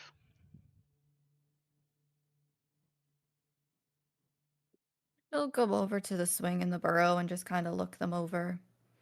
Look at the, like, this, not sitting on the swing, but like look at like the condition of it. Seeing how like, if it was actually like decently made or if it's more aesthetic. Sure, roll me a wits and investigation.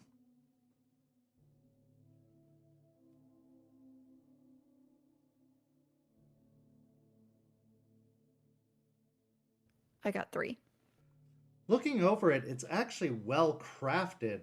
Funny enough, it's made out of primarily natural materials. So the seat of the swing looks like it was whittled out of fallen wood, fallen tree wood, and the ropes that make the swing itself look like they were actually hand woven rope made out of vine and cord put together. This looks like it was mostly bushcraft that put this together, but it is very stable and well crafted, and it looks like it will hold for quite some time.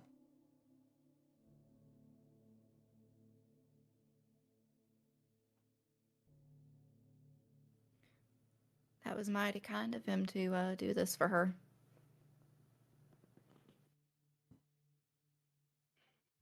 Like I said, we're kind of like a family here.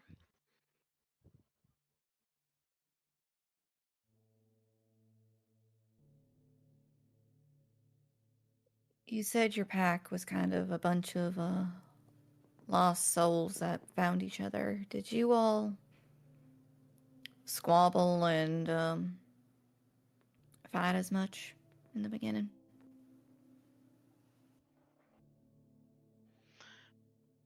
We've had fights, but not terribly big. I mean, we still have fights occasionally, but I mean, it hasn't really gotten anything physical. I've had it out with Aspen. She's had it out with me occasionally.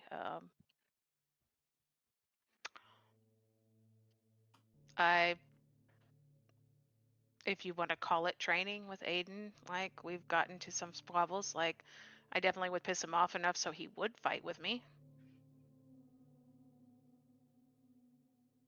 Lucas can be a right asshole, so we argue a lot.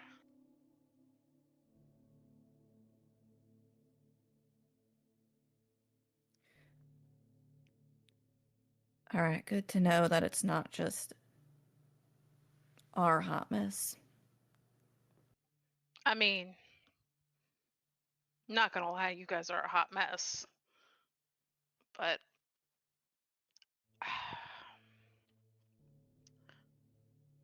in the beginning, we were strangers. But this city and our cause brought us together, as well as some loss.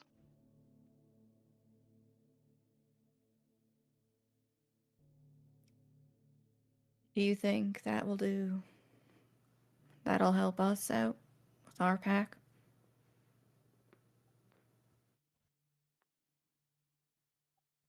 It's not what I hoped for. But being Garu, it's like an inevitability. Loss.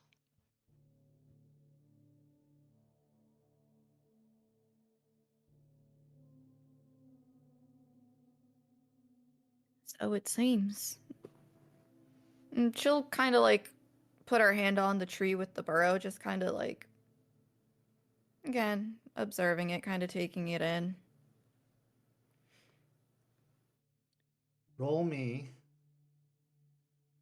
a composure and resolve.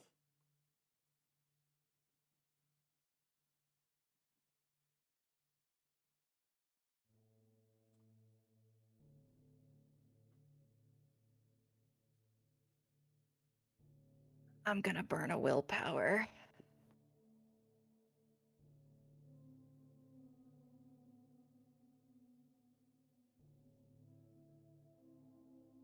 All right, I got 2. As you touch the tree, you feel the breath catch in your throat. As for a moment, you're transported. A flash takes your vision, and you're falling. No, you're not falling. You're diving. Diving towards the water below. Diving with every instinct, every impulse, every urge inside of you. Because everything you love, everything you care for, is in danger. You're diving knowing that this is the last thing you're ever going to do. You're diving knowing you're about to die. But you knew you were going to die. You've known for months. But it means she gets to live.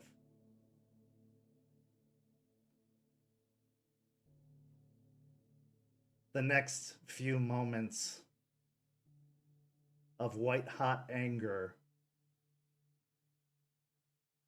are painful.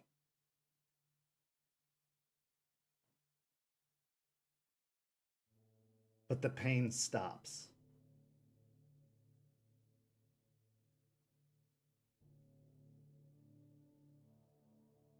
And then there's peace and calm.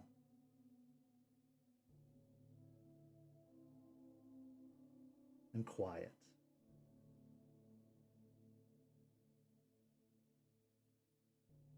You did what you were supposed to do. You fulfilled your purpose. You protected. And now you can rest.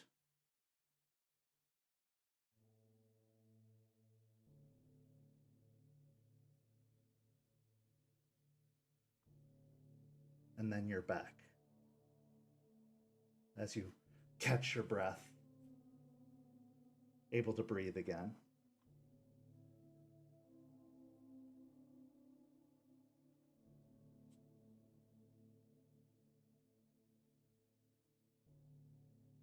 She'll pull her hand away from the tree and wipe at her eyes real quick and blink a few times. Well, now I know how Delphine feels when she does some of that stuff. What happened? I was falling and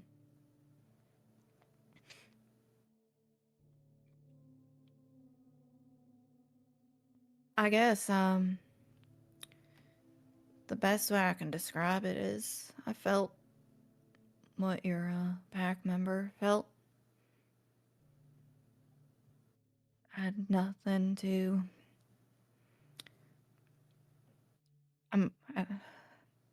it's difficult to describe. Like, I had everything to lose and everything to protect, but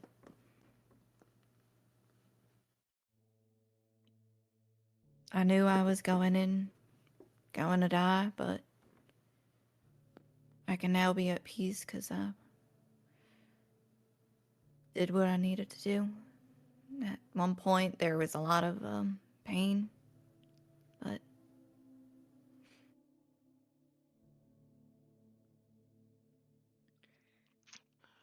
I'll stare at the tree for a very long time with my brow furrowed, and then for a moment just wipe my eyes. He was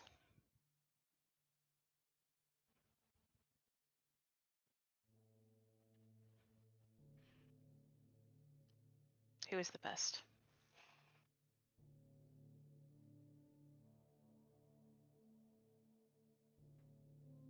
he seems like it.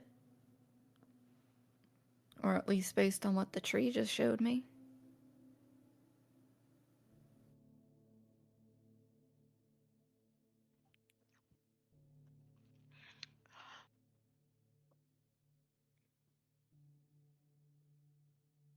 Interesting.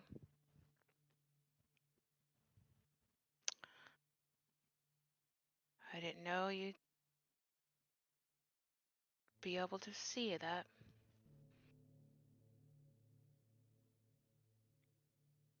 Rory will look a little confused. That's not a normal thing if we're going around and I mean, I figured it would be normal for Delphine. Do you have much contact with the spirits? There's really only one that's kind of been in contact with me. But only a few times, and she'll pull out the lighter. She's not gonna light it. She's a little nervous to light it in the cairn. Spirit of the lighter? She pops up every time I light up a cigarette, or every now and then. I don't know their preferences. We call her Ember. I was gonna call her Sparky, but Delphine and Ray came up with a better name.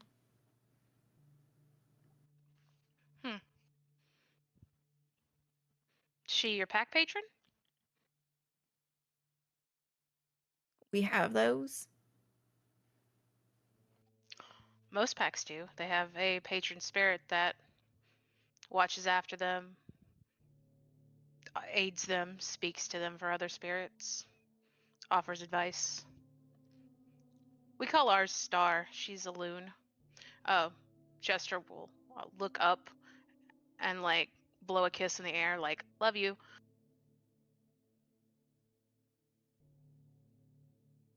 She was actually the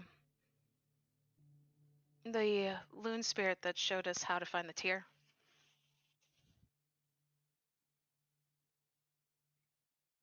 The more you know. I just thought we all had our own little ones for our tribes.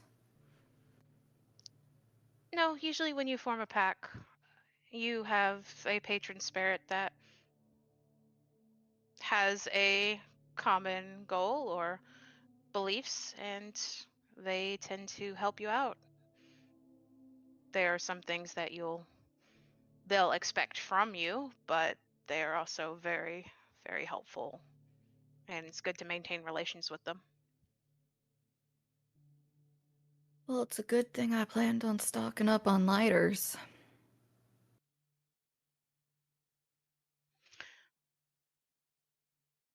I take it the rest of your pack doesn't know this either, do they?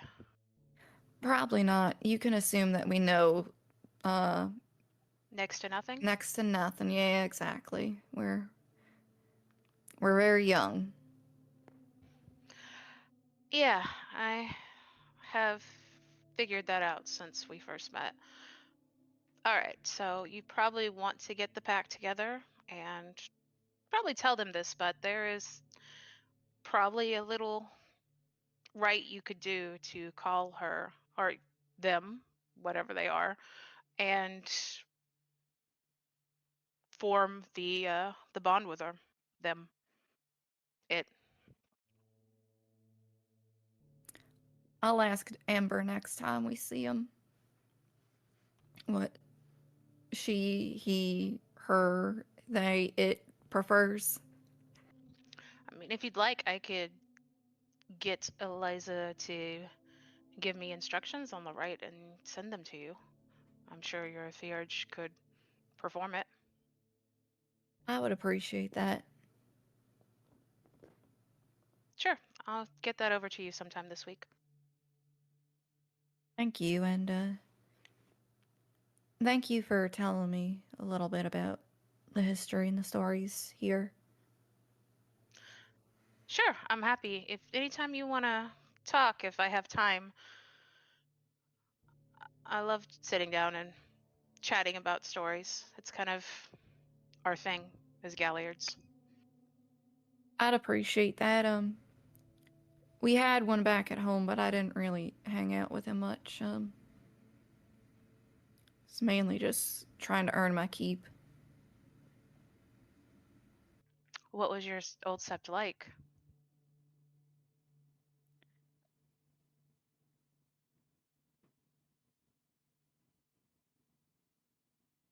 How do I best describe it?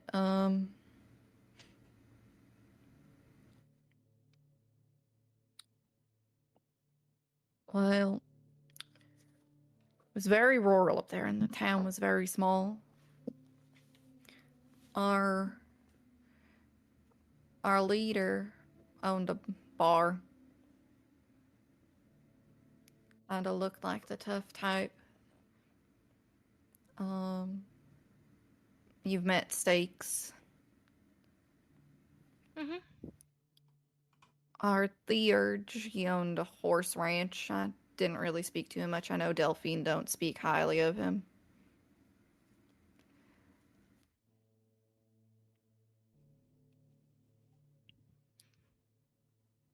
Kinda just small and really didn't see many of them unless, like, we had a meeting. Didn't even really stick in town much, because that's not where the money was.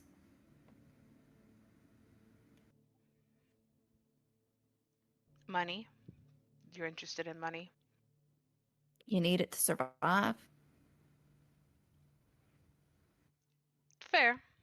Fair. Just those who get too caught up in money forget important things in life.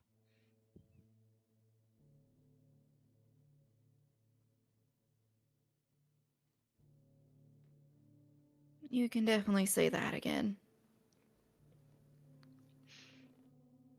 Well, I'm sorry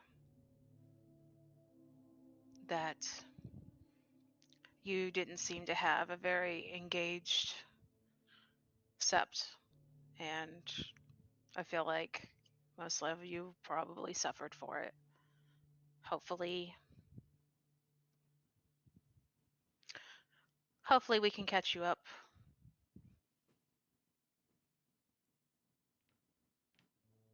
I'm hoping, especially now that we're going from middle of nowhere to a war. I want to learn as much as I can to make sure we can minimize the casualties. Yeah, I hope you all do.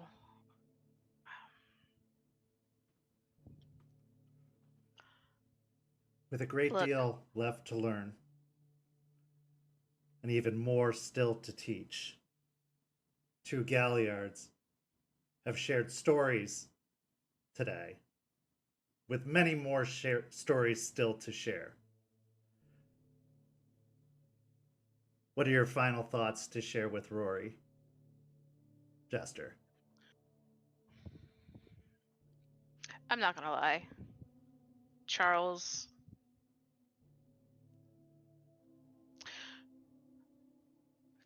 can seem like a big nightmare, but what he's trying to teach you will help you survive. And really, if you follow 3 bits of advice I'm going to give you, you should be fine. First, don't break the litany. Second, if he tells you to do something, just do it. And third, don't bring any shit back on the Sept. And he'll be fine with you. Now, he may judge what you do silently, but he will be fine with it. He definitely seems like that type. But I'll keep that in mind. And I'll be sure that at least one of us attempts to drill that into Deadbeat at some point. Oh, I'm sure he'll get several lessons if he doesn't end up getting himself killed by what's in the city.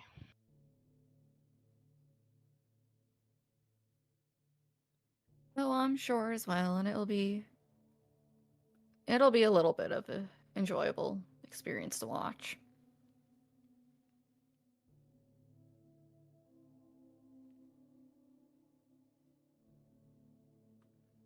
That being said, Rory, as you step away from this encounter with Jester, having had a strange experience, having felt the final emotions, the final thoughts, the final feelings of Aiden Goodspeed, what's going through your head?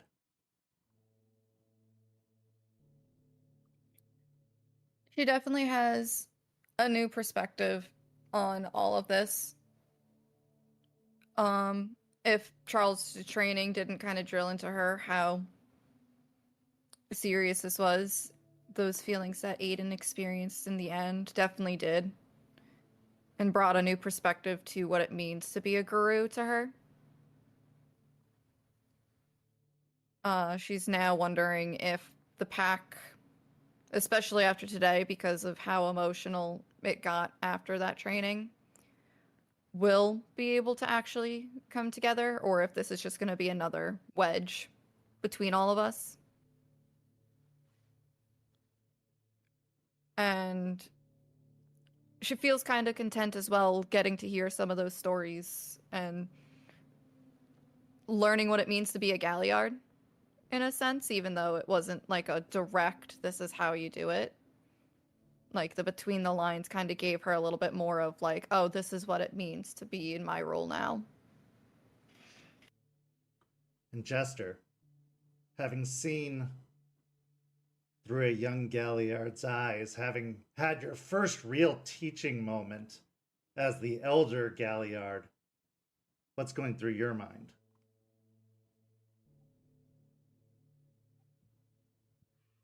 This is a really odd position I am in. I've always thought of myself as the fuck up, but now I actually have to try and teach the new ones. So it's weird. Also, didn't know the tree could just transfer memories to anybody.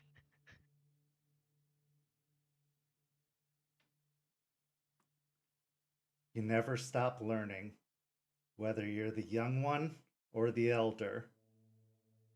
There's always new stories to be told. We transition now across the cairn to a very, very angry Theurge who just had an experience of their own that they will probably never forget. Delphine, after having shot Deadbeat, after having been put through a very difficult trial by Charles, you stormed away, feeling a lot of intense feelings. Where did you go, and what was going through your head? Delphine didn't have a destination in mind, but she wanted to get away from the cairn just because the cairn, she feels like the cairn rejects her anytime she goes near it. She literally feels that push. So she would go far away from it, shaking the entire time from how angry she was, eventually just starting to cry a little bit. And through her mind the entire time, just thinking about how she got put into a situation she didn't ask for, how it didn't make sense for her that a trust exercise with her pack involved having to shoot one of them and attack each other, because it felt backwards for her. It felt like it was just driving more of a wedge, and with Deadbeat being himself and antagonizing from the sidelines, laughing, jeering, she snapped and felt more divided from him in that moment. She felt just the anger pivoting towards him, remembering how he was prepping to throw her under the bus back in hell. And instinct took over. Instinct took over. Stalking out into the woods, away from the clearing, you feel that press of the spiritual energy of the cairn almost ushering you out, helping you along, almost guiding your way towards the edge of the cairn and out, lightening your steps. Before you know it, you're deep in the woods. And here is where you find a place to collapse in your emotions, to feel all of these feelings. Why this trial? Why this test? How does this help? How does this help anyone? What good is a gun in your hands? You're not the fighter. You're the Theurge. You're supposed to see. You're supposed to speak. What good are you divided further? You're already cracking and falling apart. Isn't that what caused you to be here in the first place?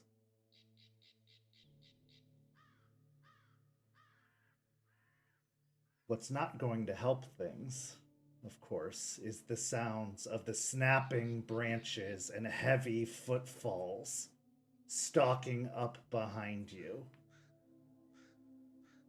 as the unsubtle steps of Deadbeat follow in your wake. Deadbeat, you sought out Delphine for a very specific purpose, as something had been weighing on your mind over the last week. And you were intending to catch her and speak to her alone before she shot you. But now you have some extra spice and motivation. So with the fire burning in your belly, even though you've put a lid on that particular boiling pot, you approach, and the scene is yours. Something that I wanted to start out with, and something that's been kind of weighing on me because I'm just considering. I see Delphine in these trials. I've been seeing how well she's been doing, and something's not right. The Delphine I remembered when she was coming back from hell was a mess. She could barely do anything. She was fiending like crazy, and yet now she suddenly seems got this, little fire back in her step. She's got a little bit of more energy in her. So I wanting to know if I can do some sort of insight to see if I can tell there's some sort of difference, like tell that she's got something in her, because there's some suspicion already with how well she's been doing, and especially considering we did the hike and she almost passed out. All this is kind of suspicious. Sure, give me a wits and insight check.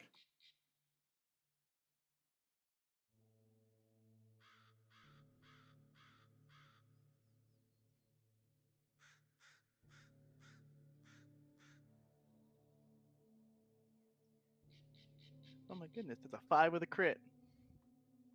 It's not too difficult to tell from the lack of the shaking hands, the lack of the tremor in her voice, the more steady steps.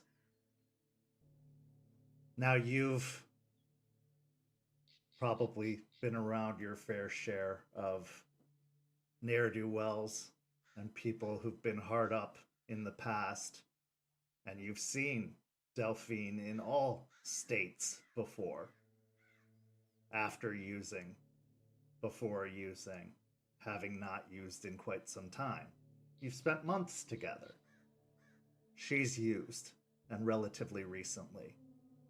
Her confidence, her calm, how well she's doing, as you've said. She's probably scored to be doing so well. She is not suffering nearly as much as she should be for how bad off she was merely a week ago.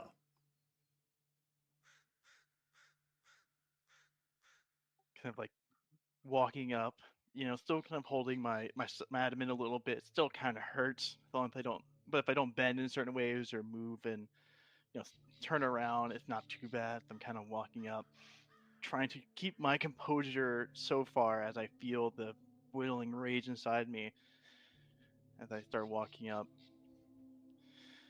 I couldn't take it anymore, huh? Place just kept pushing you out. Daddy Charles telling you to shoot someone. Surprise, seems like you got your score. Everything should be fine now, right? Got that fire back in your step. Got the courage to fucking shoot me.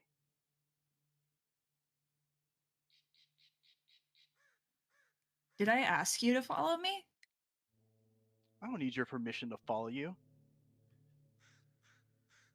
I don't want you around here right now. Leave me alone, okay? That sucks to fucking sucks because I need you right now, unfortunately. Just start taking some steps forward. I try and find somewhere nearby to kind of sit down and rest for a second as I'm trying to relax my wound. There's a good stump nearby from a fallen tree, so you limp your way over and drop down upon it, feeling the soreness of the hole in your side, but you settle into a comfortable lean. But first, surprised that you got your fix down here. I know it wasn't just anything that would get you all right. With that weird ass thing that you were grabbing in the box, I don't remember what the hell that was. Like cocaine, where the fuck? I don't know, but what? You found a new dealer down here? None of your fucking business, Deadbeat. Might not be my business, but I'm sure that Ray might care, or Charles, or the rest of the Sept might care if their Theurge is back on the drop. You know, getting hooked on again. I'm barely a fucking Theurge. I'm barely a guru here either. I mean, we're both of us getting pushed out of here by the fucking whatever the hell spirit thing, this mark of shame. Also, Ray fucking knows I use. Charles fucking looked at me when he said drug addict. Everyone knows I use, you piece of shit. Everyone knows that you use, but they might not know that you're back on it.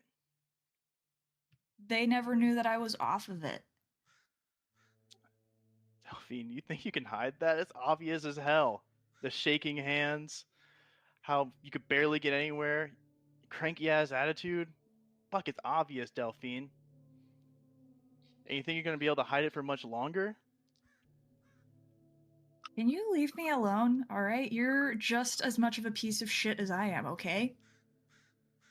Never denied I wasn't. I don't need a guilt trip from you because it's not gonna work. You can't make me feel bad about myself, Deadbeat. I don't need to. I already know that you feel like shit about yourself. What the fuck would I need to do?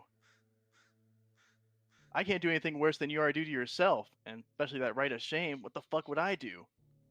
Then how But- come you're trying to guilt trip me like a white suburban mother? Because you fucking shot me, first of all. Like you didn't deserve it, Mr. Jeering from the sidelines. Oh yeah, shoot me instead of the two people who were decided to try and kill you or, maim you for the sake of someone else's orders. Yeah, shoot me instead. I didn't You go out there to seem- try and fucking punch you or scratch you. And they did, on the order of Charles. Well, you seemed pretty good at healing. So I thought you might be better at it than the rest of them. We're all still young, aren't we? I've actually seen you heal. You're actually pretty good at it. Happens when you get beat up a lot. I've taken my fair share of beatings. I know how to get back up. Still,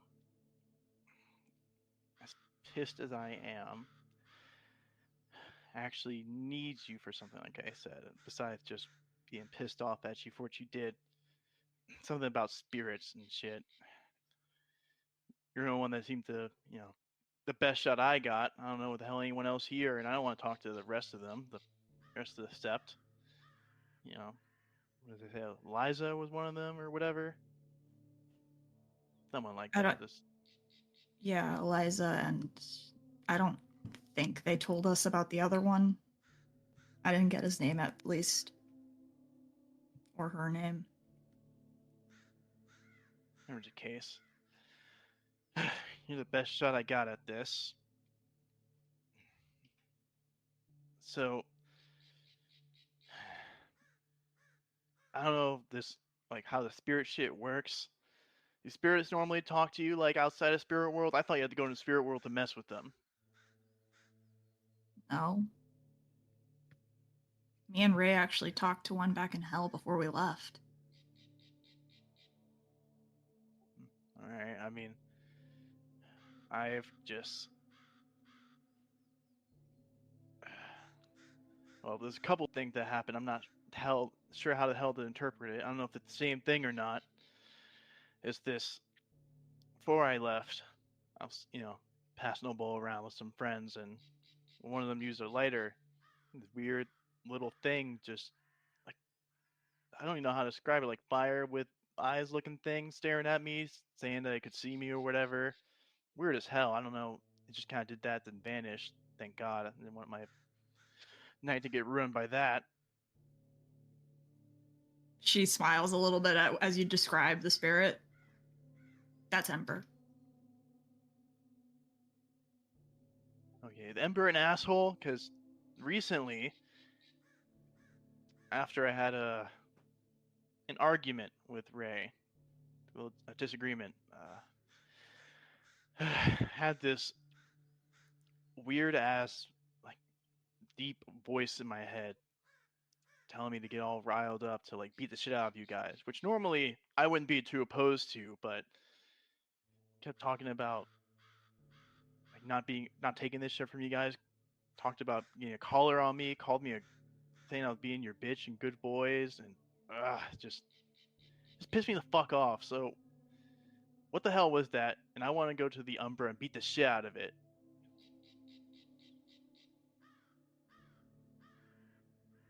I wouldn't describe Ember's voice as deep or growly, however you described it. So I think that it's safe to assume that might have been a different spirit. And to go along with your next point, no, I'm not going to fucking take you to the Umbra to beat up the spirits because we're already shamed and the spirits already don't like us.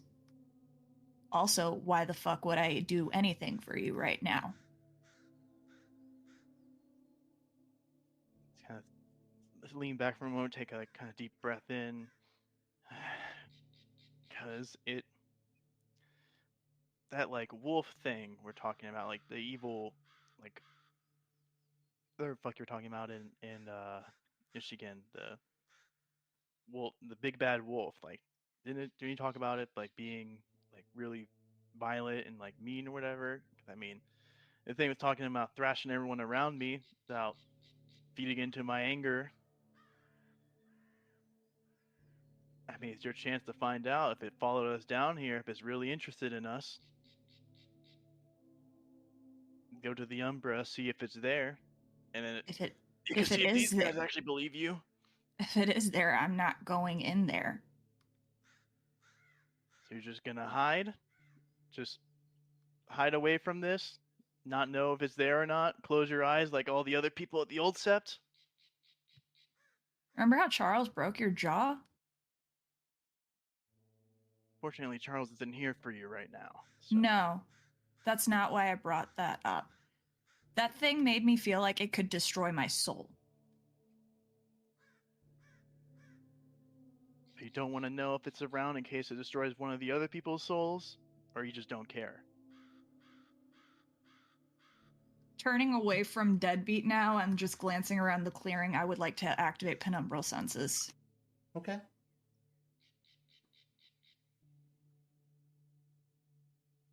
All right, so intelligence and wisdom.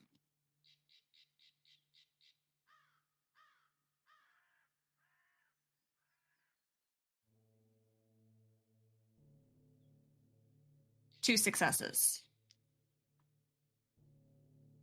It's a struggle at first to activate your sight beyond. There's definitely a resistance here because as you've traveled far, the reach of the cairn extends pretty far beyond the immediate boundaries. The Bawn, as it's called, is the territory that surrounds the immediate cairn. But a cairn is a spiritual epicenter, an access point for Guru. And even with your mark of shame, it isn't against wisdom. So, you are able to push through. You are granted access. Like a photo negative, over a photo of itself, you start to see beyond. And much to your pleasant surprise, the area around you, unlike most places you've gazed, most places you've used your sight, is pleasant, is rich, is protected, is full. Around you, there are spirits, sentries in the trees. Some of them look down on you, not judging, but watching, guarding, observing, making sure that whatever it is you're doing isn't going to bring harm to this place. Others look outward, beyond, ever watchful, ever present. But everything within the boundaries of this place feels alive, feels safe. Never before have you ever felt so connected. Even at the cairn back home, a well-established cairn, that place compared to this place felt wrong in comparison. This place feels clean. You feel beneath your feet a pulsing beat. Slow, very slow. Like a heartbeat that is possibly near its end, trying to push out its last few beats. Slowing down, but trying to hold on. But there's still some life in it yet. But looking around, there's no danger here. This place is secure. This place is safe, at least in the immediate area. Looking further out, beyond these walls, beyond this spawn, the wild rules. It runs rampant. As you are deep within the confines of the park, of nature, this is the wild's domain. A well-chosen preserve.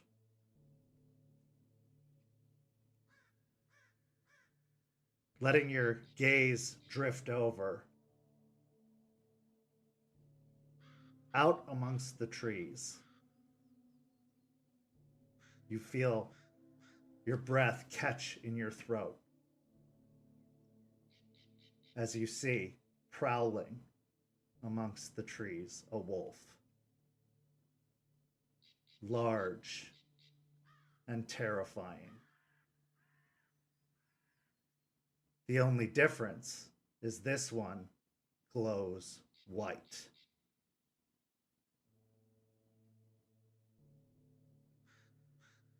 It looks at you,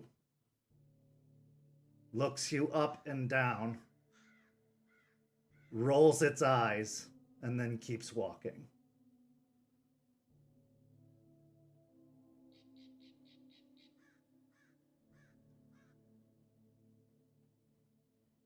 Wow. Deadbeat.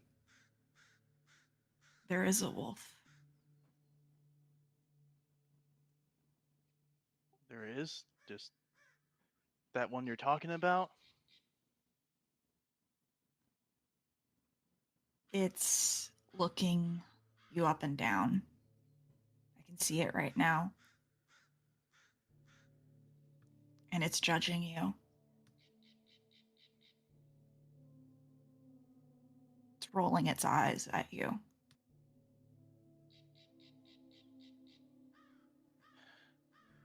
Weird. I remember the one that was talking to me, I guess the voice that was talking to me before talked about like saying that it was me, but like my best, what I could be, like my best self. I'm not sure. Maybe it's just decided to piss off now. When like spirits talk to your head and stuff, can you like get stuff from them? Like I know we get our powers from packs and stuff. Like can I just like a ghost talking to my head? Can I talk like make a deal with them and like get something from it? I mean, you can, but the one thing I did learn from up in hell is that spirits are crafty. And they are a little tricky. And will try to get the upper hand, kind of like in fairy tales.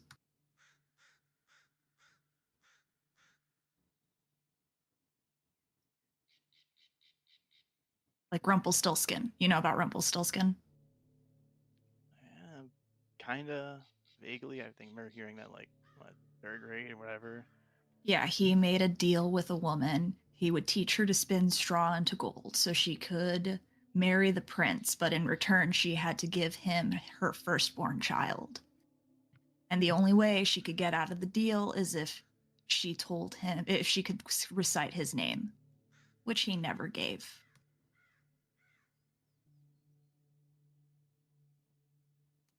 The wolf I see definitely does think you're a bitch, though.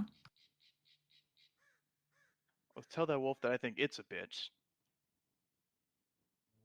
I mean, they can hear you. You're a bitch, wolf. I'm watching the wolf to see if it reacts. Doesn't stop walking. It didn't bother it one bit. I don't think you intimidate her. Or him.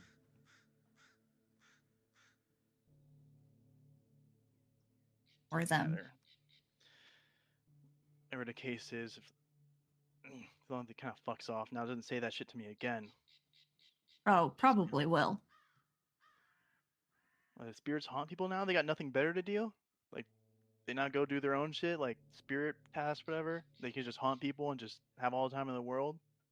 You know what the best way to fuck with someone is? What's that? Is to really drill into the thing that they're insecure about.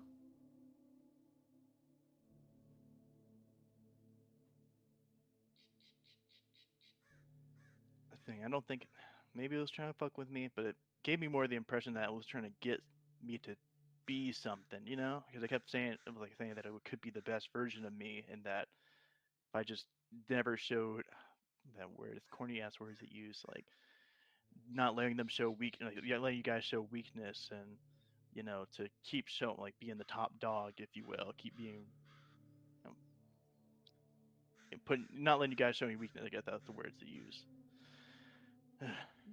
What went down between you and Ray before this thing spoke to you?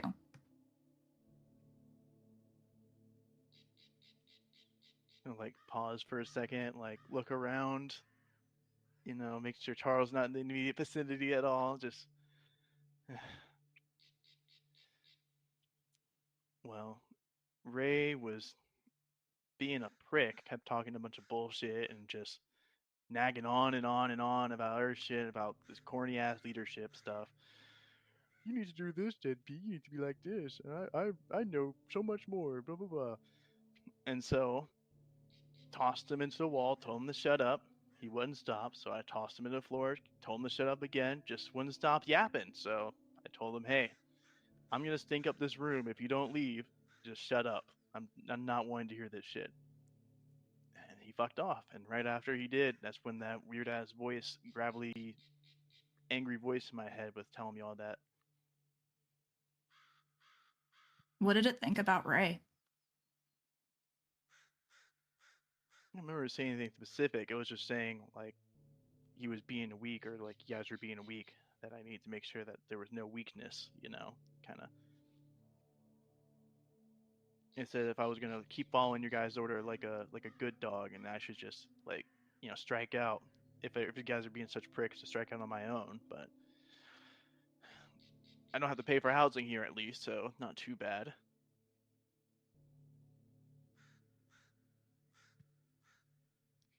You don't like confrontation, do you, Deadbeat? Emotional confrontation. If you're gonna start talking like Ray, I can show you what I did to him. So Ray was confronting you about something that wasn't making you comfortable emotionally, so you lashed out physically because you're stronger than him. Is that what happened? See, I kind of lean forward. I struggle a little bit to get up. I'm just gonna say, Delphine, I want you to know right here, I'm the only one here that you can really relate with and know that we're kind of on the same side here. Because we're both on the bottom of the shit list here. And you can try and just push me away or try and, pretend we're not the same thing. But we are. Charles and the rest of them are going to treat us like shit. We're going to just be sent to die. Even Matthias talked about us, being resources. Like, not even that we were people, but we're soldiers in his battle. So you can go on, keep pretending that you're better, that you're with them, and that they'll take you in. But just know, like the other Sept, they'll throw you away when they don't like what you say anymore, when you don't have anything to offer to them. And you can be left alone. Or you can actually, try and be nice with the one person who might understand what the fuck you're going through, the only other person with the right of shame here. You're really good at deflecting. Could have been a politician in another life. Not a good thing, though. Not a compliment. She'll get up with a little bit of a wince and draw her sweater a little bit closer. You're safe here, Deadbeat, if that wolf is bothering you. Doesn't feel bad here. It doesn't feel like hell here.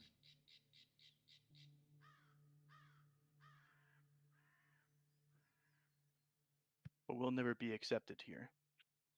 That's just how it is. Probably not. But you know what would be more satisfying? Proving them wrong. I don't gotta prove shit to no one.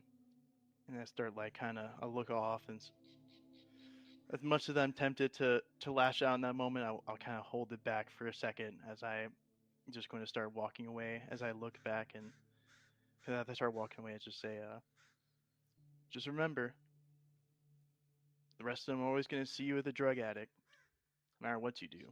That's just how they are.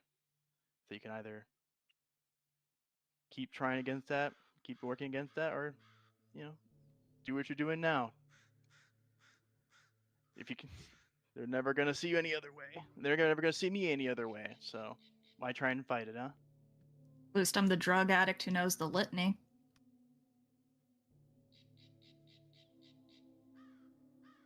I'll just, you see, actually, wait a moment, and then give a small chuckle to that one, actually. If I wince in pain for a second, as I'm just going to start walking away. Deadbeat, you make your way back towards the cairn. You didn't really get an answer to your questions.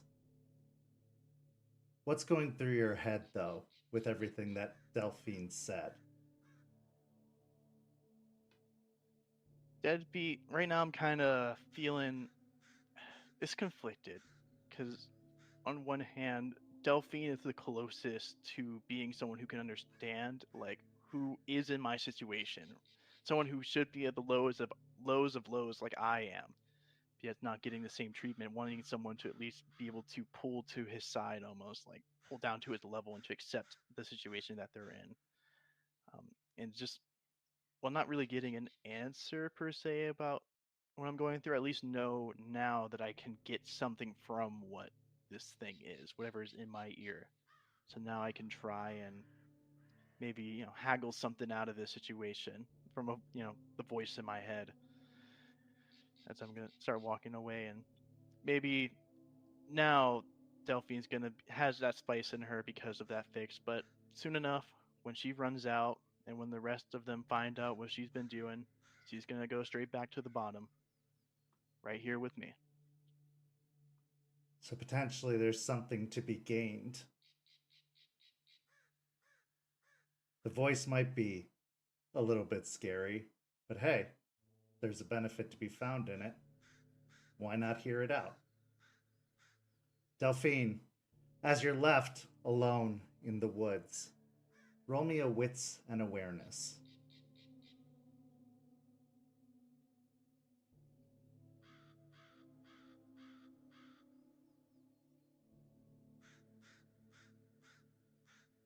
Five successes. As Deadbeat's heavy footfalls grow quieter and quieter, getting further and further away, they're replaced with a different noise from the opposite direction in the bawn. Singing. Soft, melodic singing. As you try to attune your ear to it, it comes in a language you don't understand. Native, almost tribal, calming, peaceful. It sounds relaxing, as if it puts your heart at ease and rest when you hear it. It too sounds like it's moving away.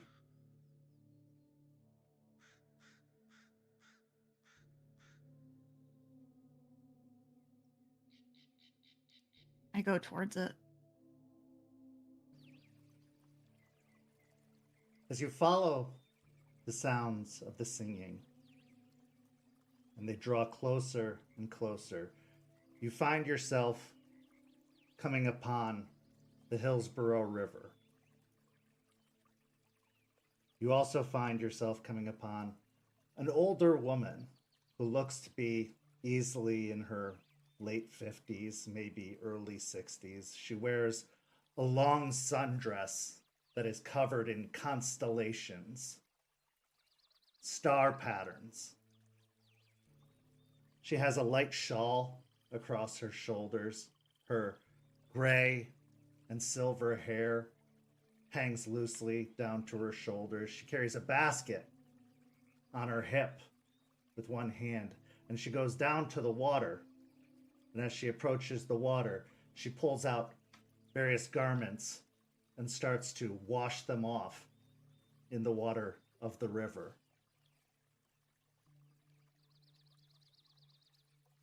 She doesn't make any notice of your presence. She doesn't look in your direction. She just continues to sing as she bathes these garments in the river, occasionally pulling them out to wring them out.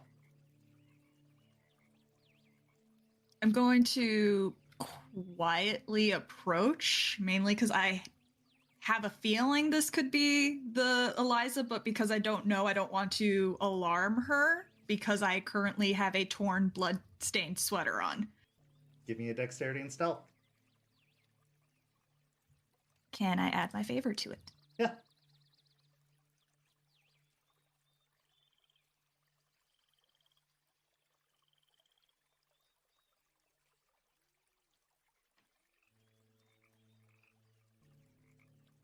Oh, that is one success. As you approach, the singing continues, but once you get probably within 20 or 30 feet, the singing stops, only to be replaced by a soft, almost melodic chuckle. You're gonna have to try a lot harder than that to cover up that stench, darling. She'll get up from the little bit of a crouch she was in and huff a little bit. Eliza? Yes. She'll step closer. It's hard to be stealthy when Charles has been eating the shit out of you all week. Oh, I'm sure. Why don't you come on down here and let me take a look at that scratch on your leg? She'll walk on over and furrow her brow. I could just heal it myself later. You don't have to, like, do bandages or anything like that. Oh, darling, I won't be needing bandages. She looks confused at that. Come on, come sit down now. She'll head on over and slowly sit down on the ground, wincing a little bit. When you sit down, she comes up out of the river, walks over. She takes one of the previously washed garments and wipes off your leg, which stings when she makes contact at first. But as she does so, she starts humming again the same melody that she was singing previously. And as she wipes, the stinging is replaced by a warm feeling that washes over your leg. And that warm sensation becomes numb for a moment. And then a moment later, she pulls the cloth away, and as she does, the scratch is gone, completely healed.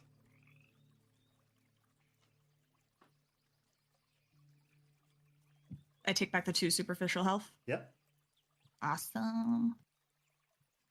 Delphine's eyes will widen and she'll look down at her leg and just move the cloth a little bit, like the fabric a little bit, and inspect it closely. I didn't know we could do that. I knew we could heal ourselves. I just didn't know we could do it to others. Can all of us do that? Not all of us. It's a particular gift, one you might learn eventually.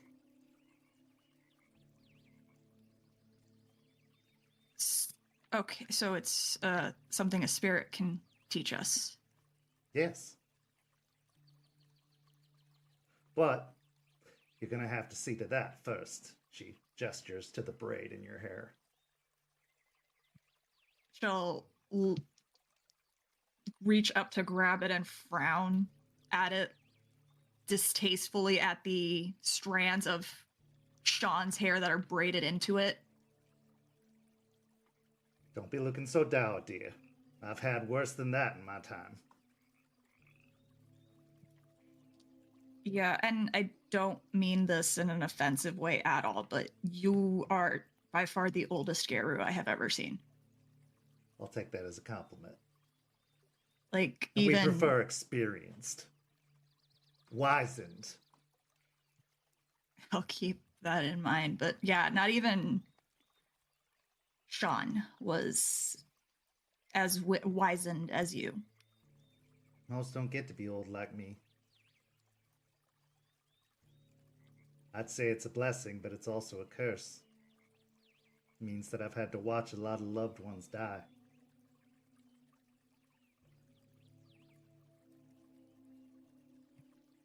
Sorry, am I gonna get in trouble for talking to you? Probably. Is it worth it?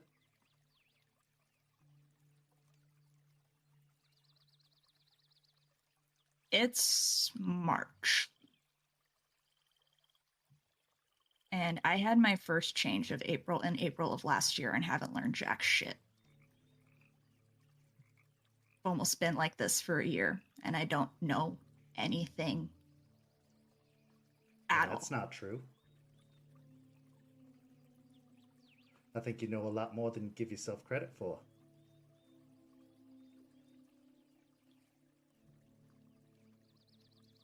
I heard you talking to Deadbeat over there. You had some pretty wise words to say. You don't come upon that kind of knowledge by just sitting on your hands. I meant Theurge stuff. That is Theurge stuff. It's not all spirits and gifts.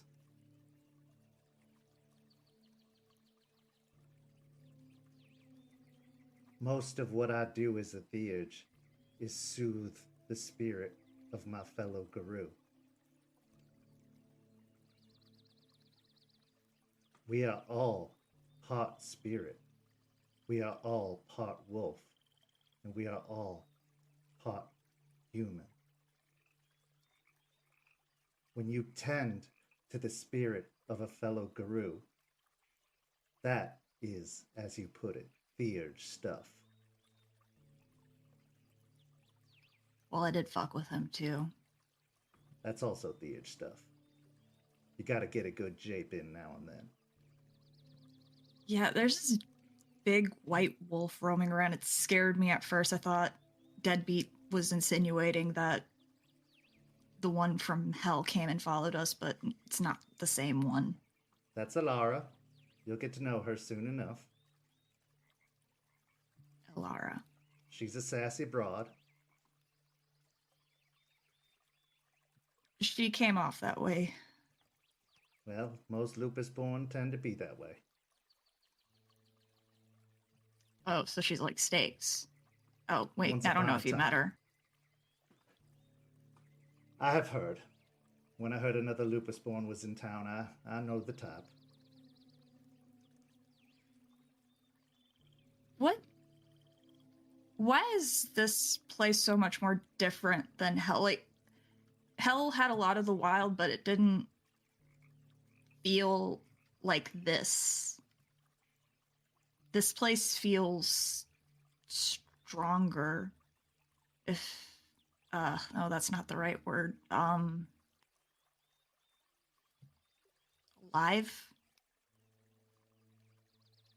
Well, because it is. It's different. It's going to be unlike any other place you've ever witnessed or probably will witness in your time as a Guru. This is one of, well, maybe unlike any other place that exists. I only know of it because I was pointed toward it, was directed toward it. And from what I know, it is one of only a few places in this world that exist.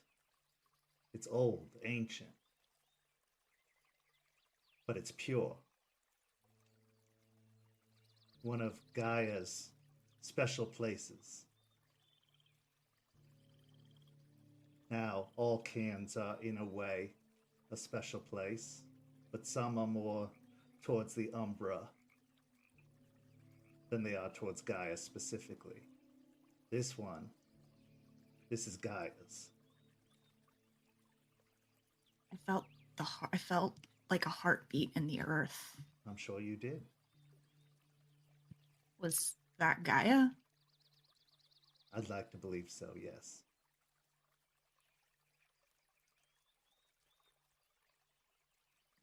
Its heartbeat used to be stronger, well, didn't it? Yes. That's why what we're doing is so important, Delphine.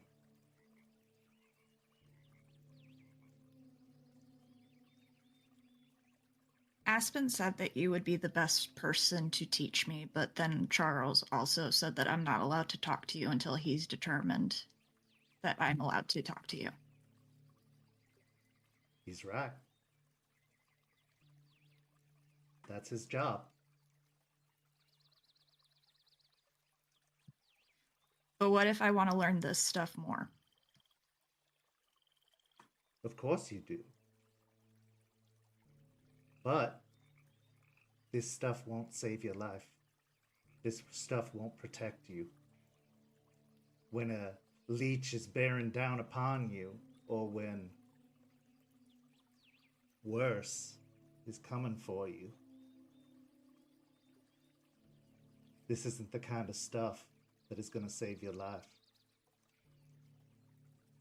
You need to know the basics. You need to crawl before you can walk. You need to walk before you can run. You need to run before you can fly. In time, it's all important. But you are like an infant. Like you said, you weren't taught anything. You didn't learn enough. Everything you've learned, you've had to learn on your own. And that is a very unfortunate place to be. That shouldn't have happened. And I am sorry for that. I wish it could have been better. And unfortunately, your story is not unique.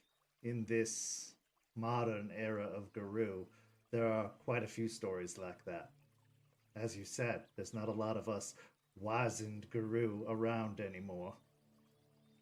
And they're becoming fewer and fewer still.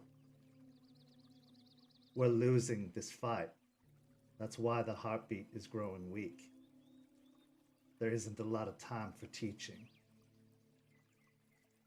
So as much as you probably want to blame your teachers, it's quite possible they were doing the best they could with what they had to do. Maybe they themselves weren't even taught well. So if you want to learn this stuff, the first thing I'm going to teach you, Delphine, and this is most important, empathy. You need to learn it for your fellow Garou, and you need to learn it for the spirits. Because the spirits, much like your fellow Garou, have also been hurt by this conflict.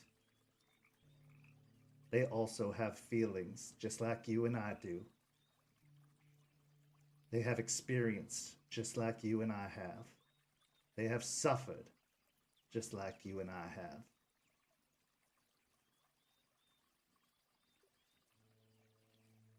I'll admit, empathy isn't my strong suit.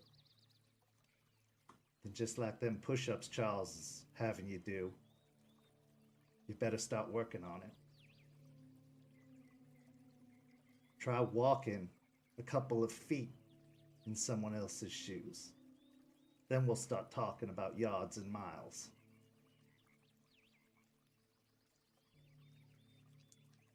She'll nod.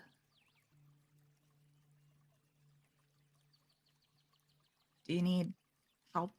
She'll look at the clothes that she's washing. I'll do it all if you just tell Charles that you didn't see me. Oh, darling. If only that would help you. And she looks over your shoulder. She pauses, not wanting to turn, but eventually will just slowly look over her shoulder. Just near the tree line stands the suited man, arms crossed over his chest. He extends a hand. And then, out of the hand, drops a leash with a collar. And we transition to our next scene. In our final scene, the pack is called together in the cairn proper just before dusk, as they are and have been every night to conclude training. Except something this particular evening is different. Because as everyone lines up in the place they are expected to, Delphine is missing. As everyone awaits Charles, it's from the other side of the clearing that Charles emerges. And behind him, on a leash, comes Delphine.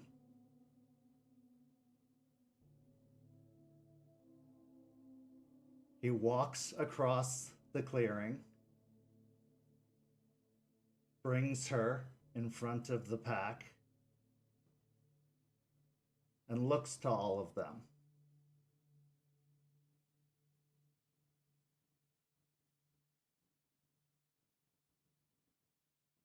What was the first thing I told you?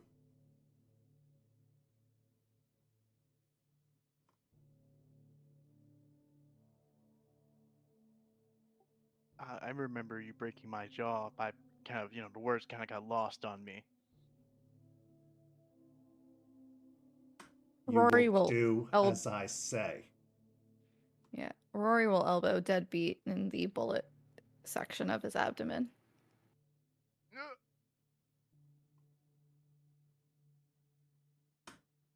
Apparently, that message was lost on one of you.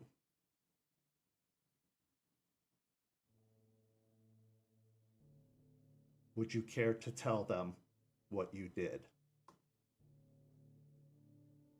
I helped a nice old lady, trying to help a nice old lady with her laundry. He kicks you in the back of the leg, dropping you down to your knees.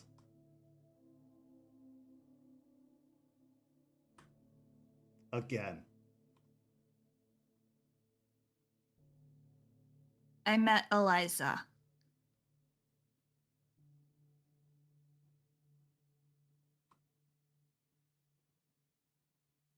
After I had forbid it. So,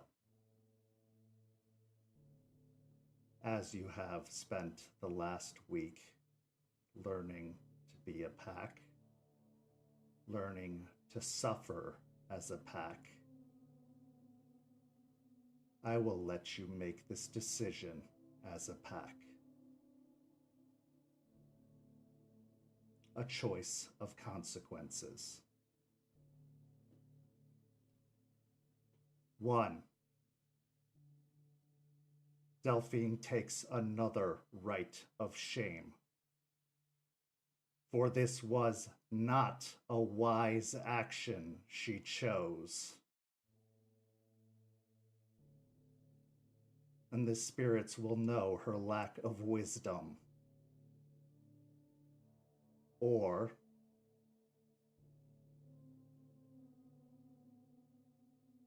I will take away some of your pack's funding.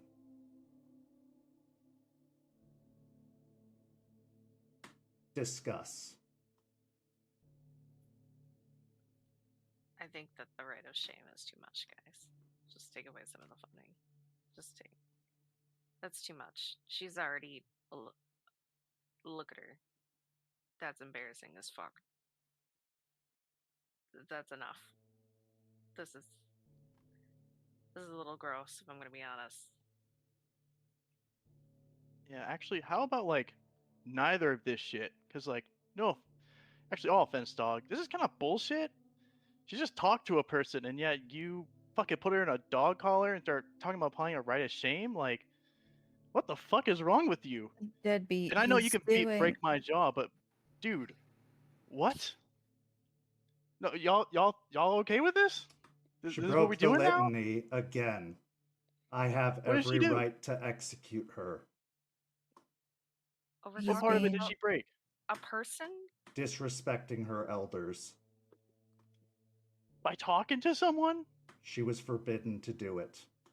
Deadbeat, just shut up. So no, you're okay with this, Rory? I'm not, but he's being quite lenient. Oh yeah, because talking to someone and getting executed for it is that's okay. Putting someone in a dog Do collar. you want to to feel what it feels like to die? He, as much as I don't like the way he's going about it, is preparing us for our best shot, whether we like it or not. This is preparation. Putting Delphine in a fucking dog collar, knocking her to the ground. Look, you know as much as I do. I don't fucking like Delphine. But what the fuck? Even I'm not really okay with this and expecting us to be grateful that he didn't like kill her on the spot and instead put her in some weird fucking fetish gear and is threatening to either give her another ridiculous fucking amount of shame, which she's probably already experiencing, or taking away our money. Like, we're expected to be grateful. I don't. I'm having problems at this point. If you want to behave like wild dogs, you'll be tamed like wild dogs. But that makes you act. You're like not acting any better than the leeches that you talked about earlier at this point. So much for a new fucking nation. Holy shit. Ray, what about you, Ray? You're just gonna stand by and let this happen? Isn't this your fucking member here? This is what you're supposed to be protecting, right? You're just gonna let them fucking do this to Delphine? I agree, Deadbeat. This is not okay. I was letting you guys talk it out. But Charles, I have a question. Do you know for a fact that Delphine was the one that approached Eliza? Yes. Or did Eliza interact? Okay.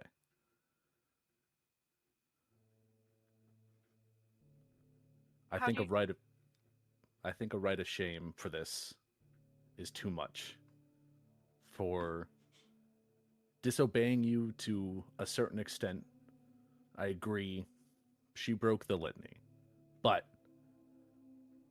she has been trying to find some sort of tutelage for the past 6 to 7 months and has gotten nothing. I would be desperate in her shoes. What was the past week, Ray? Yes, we have been training, but there's a difference between training as a pack and getting better at fighting than learning from an elder of her moon. Ray, There's a we are difference. so underprepared. Let him speak. Let Ray speak. I think you're taking it a little bit too far. I don't think even the option of a rite of shame should be discussed. I think the second option of just taking away our funds is the correct choice. This is not something that Delphine needs to go through again, just because she wanted to learn. But even then, also, that's not right. Debbie, just give me a second. How do you know who approached who?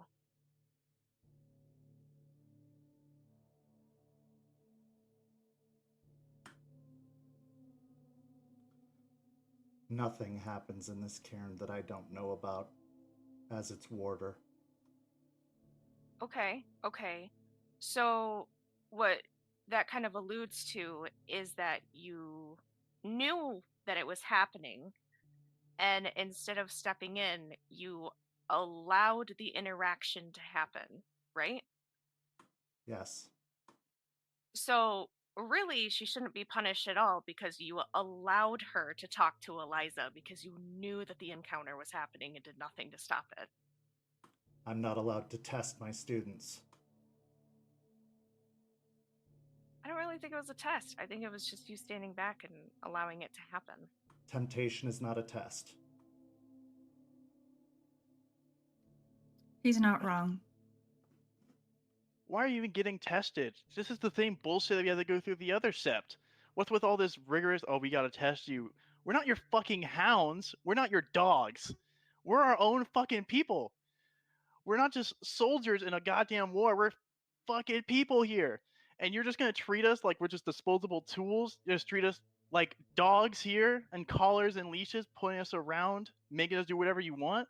Bro, there's a certain point to this. Like, why? I don't want to treat you this way. I don't. I want Then you don't. to be better. It's as simple as listening. It's as simple as doing as asked. He reaches over and immediately pulls the collar off. Do you know why you're being treated this way? Because they will just kill you. going out beyond this cairn, there are no second chances. It's life or death. Shame is the last thing you need to worry about. Embarrassment is the last thing you need to fear. There isn't another choice. Delphine will stand up and turn to Charles and look him directly in the eye. I did receive a lesson from her and advice to listen to you and to educate and have you educate me first. I apologize for disobeying you. And she'll hang her head dejectedly and just wait.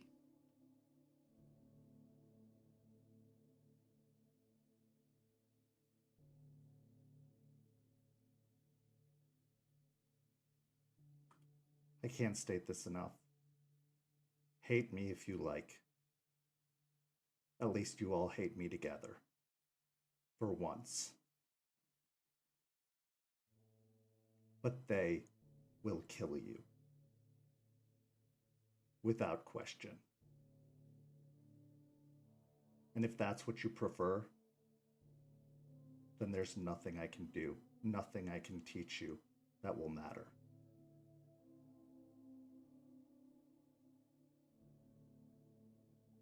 So this is the life we have to look forward to? No. In dog collars? If you actually listen, Deadbeat, and learn, then you could be as free as you want to be. You could live your own life. But as long as you're putting your pack and your Sept at risk, yes, this is the life you will live. And the minute you bring danger to this Sept, I will end you.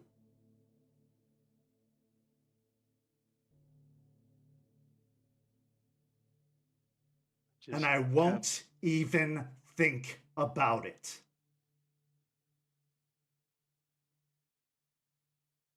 Just stand tense, kind of jaw clenched, staring him down as temptation is so strong just to turn crying and say, fuck you, let's do this. Just holding back as I'm just going to look to the others. I'll just say, whatever you fucking guys decide to do, whatever. Just it ain't right. Delphine will just look over at the pack. Just shame me. Just do it. I'm the one that didn't listen. I will get shamed again. Just do it. We've already come to a decision. Yeah. There's no shame. We will take the reduce in funds.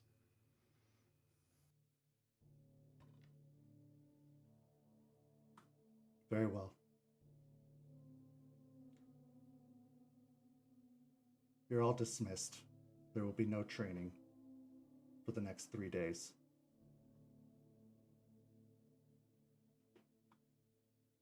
And with that, he turns and walks away.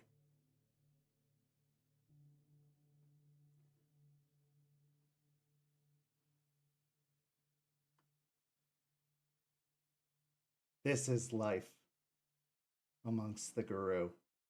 This is life at war. Is this the life you want to live? Maybe, maybe not. But if the alternative is death, maybe it's time to take things seriously. Or maybe it's time to run. This is where our episode comes to a close, but not without one last scene.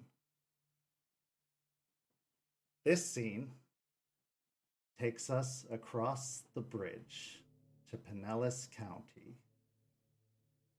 We find ourselves at a housing development with a sign that says future site of high quality builders. We see several erected houses with long, potted garden plots. We see fertilizer planted amidst those garden plots. Prepared for the planting, prepared to grow. We pull back to the entrance of the housing development. We're just outside the driveway. We see a shaggy red wolf about to walk in to investigate. This is where our episode comes to a close. Thank you to everybody watching at home. Go follow St. Pete by Night on all of the social media listed down below. If you like what you see here, go follow us and then come join our community by following that Discord link in the description. We'd love to have you join us. For all these amazing players, I'm Kent. Thank you for watching and come back and join us next week. Also tune in to After Dark on Saturday, which is tomorrow, to see Laura Tutu over on Twitch. We're going to be interviewing her and having a great conversation, so come join us there. But thank you for watching. We'll see you next time. Have a good night, everybody.